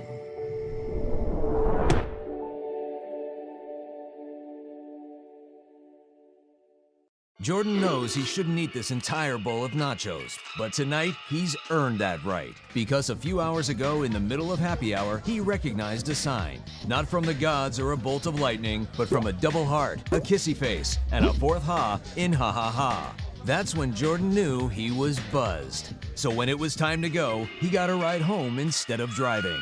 Be a legend like Jordan. Recognize your buzzed warning signs and get a ride home. Buzz driving is drunk driving. When I was a kid, my dad would hold a nickel in one hand and a dime in the other and ask, which one is bigger? Of course, the nickel was bigger, but the dime was worth more. Think about that. With all the bank mergers going on, does bigger make them better? I don't think so. Wilson & Muir Bank is a locally owned community bank based right here in Kentucky. I like dealing with people I know personally, the same people I've trusted with my money for years. That's why it's my bank. Wilson & Muir Bank. Member FDIC, Equal Housing Lender. How's everything taste tonight, folks? Oh, excellent. How was your chicken tonight? It's excellent. Where was it raised? As a chef, it's important to know where your food comes from. That's why we buy local and Kentucky-raised food. We're the Settles family from Owensboro, Kentucky.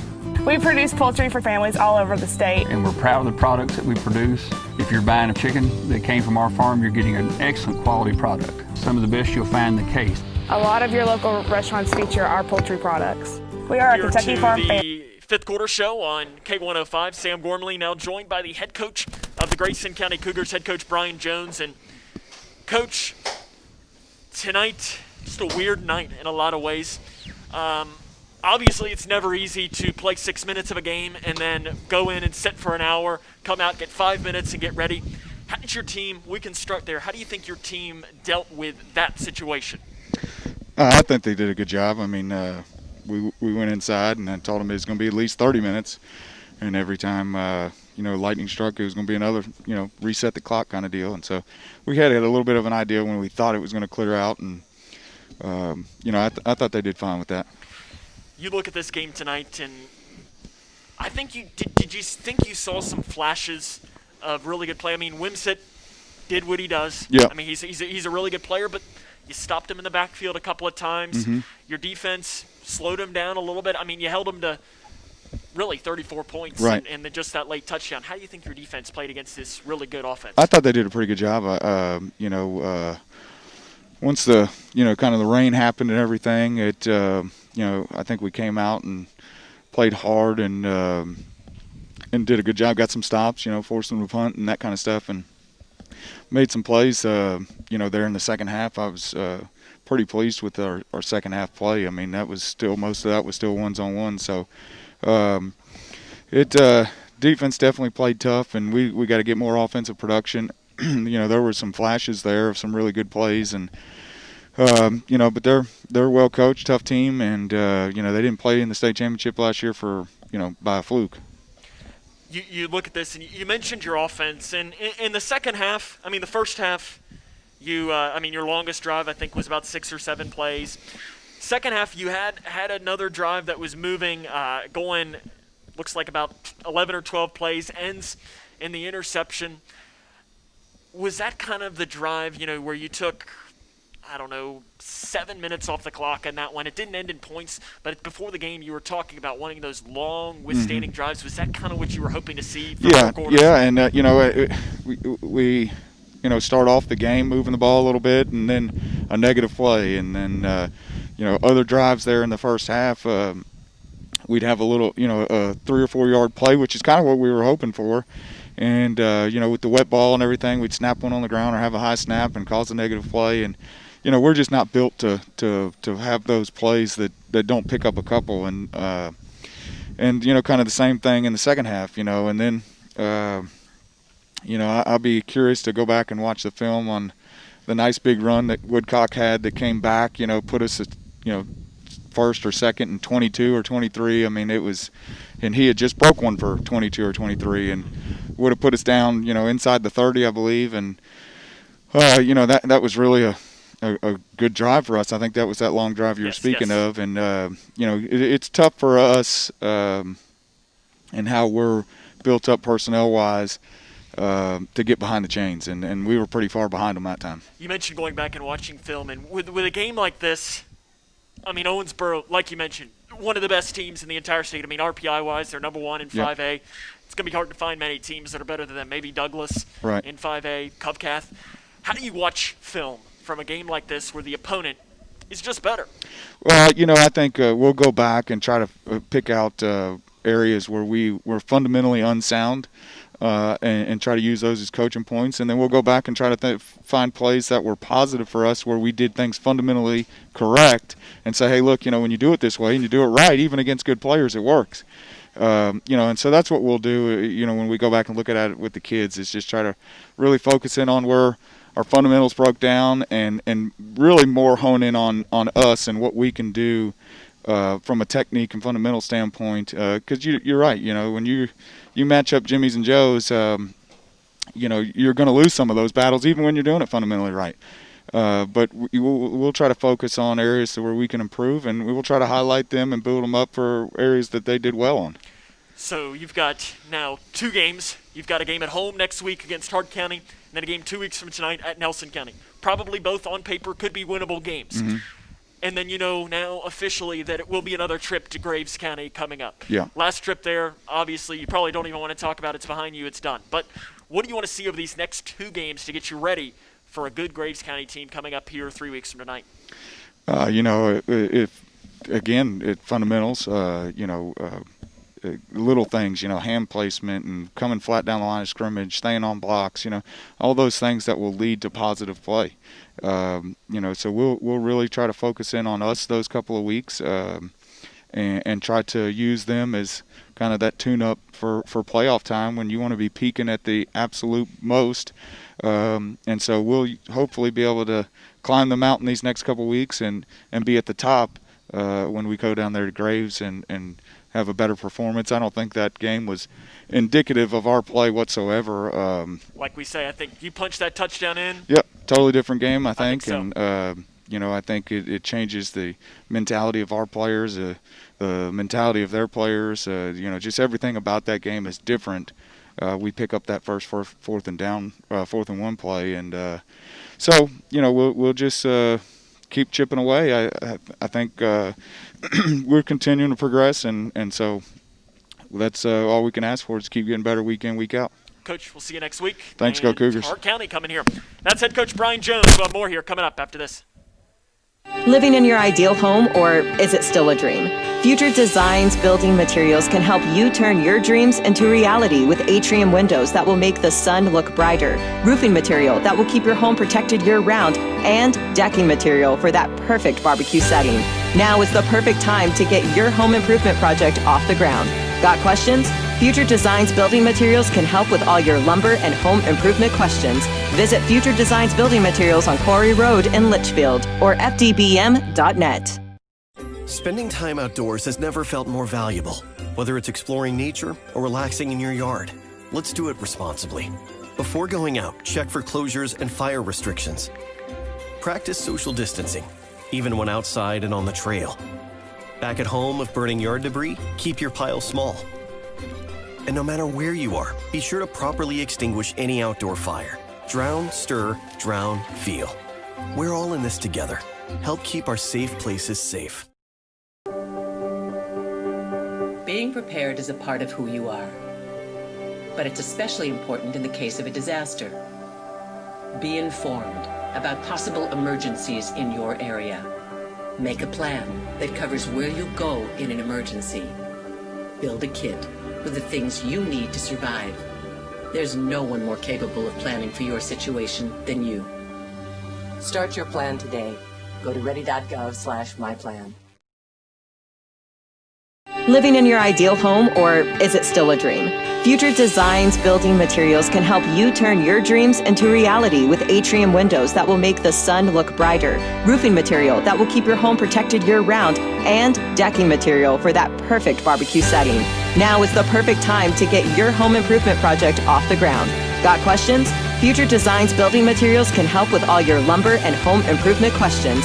Visit Future Designs Building Materials on Quarry Road in Litchfield or fdbm.net.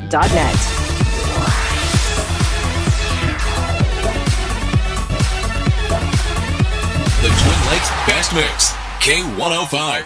Welcome back here to the Cougar Den. I want to thank Coach Jones for taking the time there to talk with us.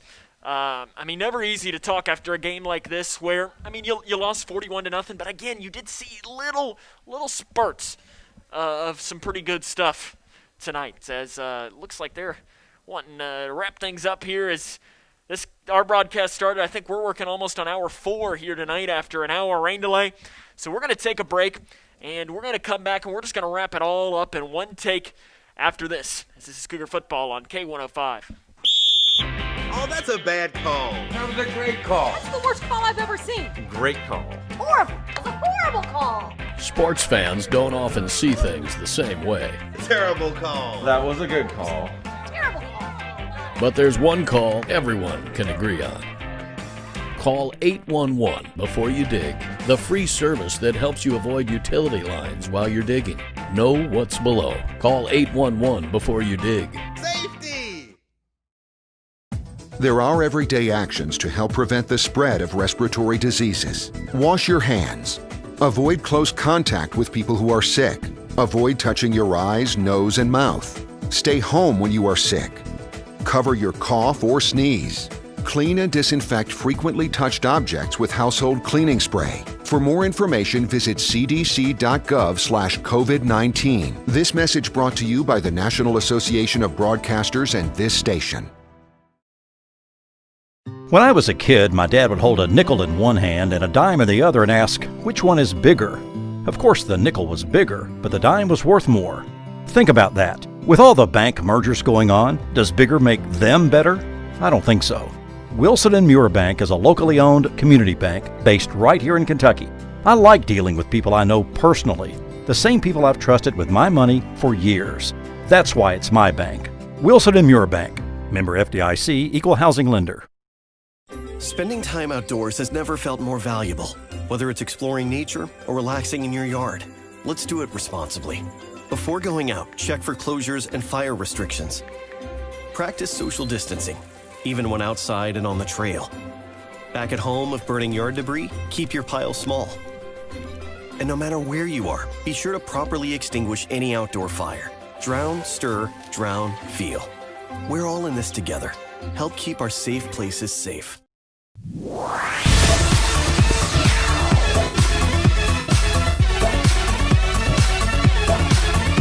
The Twin Lakes Best Mix, K105.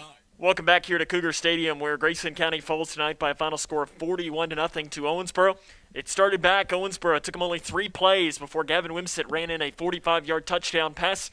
59 seconds into our game, the Red Devils went for it on the 2-point conversion, didn't get it, and it was 6-0 early on. Grayson County moved the ball a little bit, but ended up having to punt away, and it took Owensboro this time only 4 plays before Gavin Wimsett punched in a touchdown pass with 6 minutes and 52 seconds to play in the first quarter, and it was 14-0. That's when the fun began.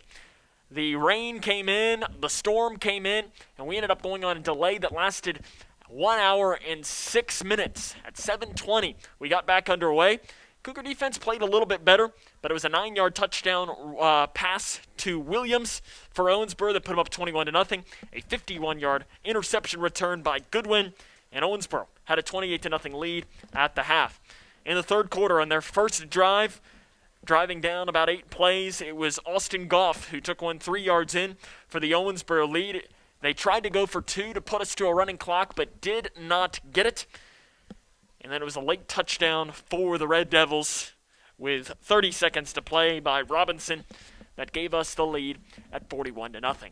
Grayson County next week will play Hart County. At least that is what is scheduled to be played. We were talking with Coach Jones, and he said right now that's what they're planning on doing. But if a decision is made to cancel that game, they're going to maybe try to find someone new to play. But this might turn into being the final home game of the regular season for Grayson County. We will let you know as soon as we know for certain whether that game against Hart County will be played, as the Raiders have not played a game since October the 2nd. So they've been dealing with some issues dealing with the virus. I want to be sure that we give them positive thoughts as well to our friends in Munfordville. But as of right now, 1 week from today, we'll be right back here at Cougar Stadium. It'll be Grayson County and Hart County for a great final home game of the 2020 regular season. I want to thank the K105 Digital Productions crew for all of their hard work tonight. Cody Brock braved the elements. Give him a shout out in the comments. He out there, and he took all the rain and everything along with him. He did a nice job doing that here tonight. Your director was Chase Blaine. He had to get out in the rain as well when the rainstorm came in. We had a tripod that went flying. Chase Blaine went and he saved them all, and the hero that he is took it down and brought it there. So I want to thank them for their hard work here tonight. So for them, on a night where Grayson County falls to Owensboro 41-0 and falls to 5-2 on the season, this is Sam Gormley saying, so long, everyone.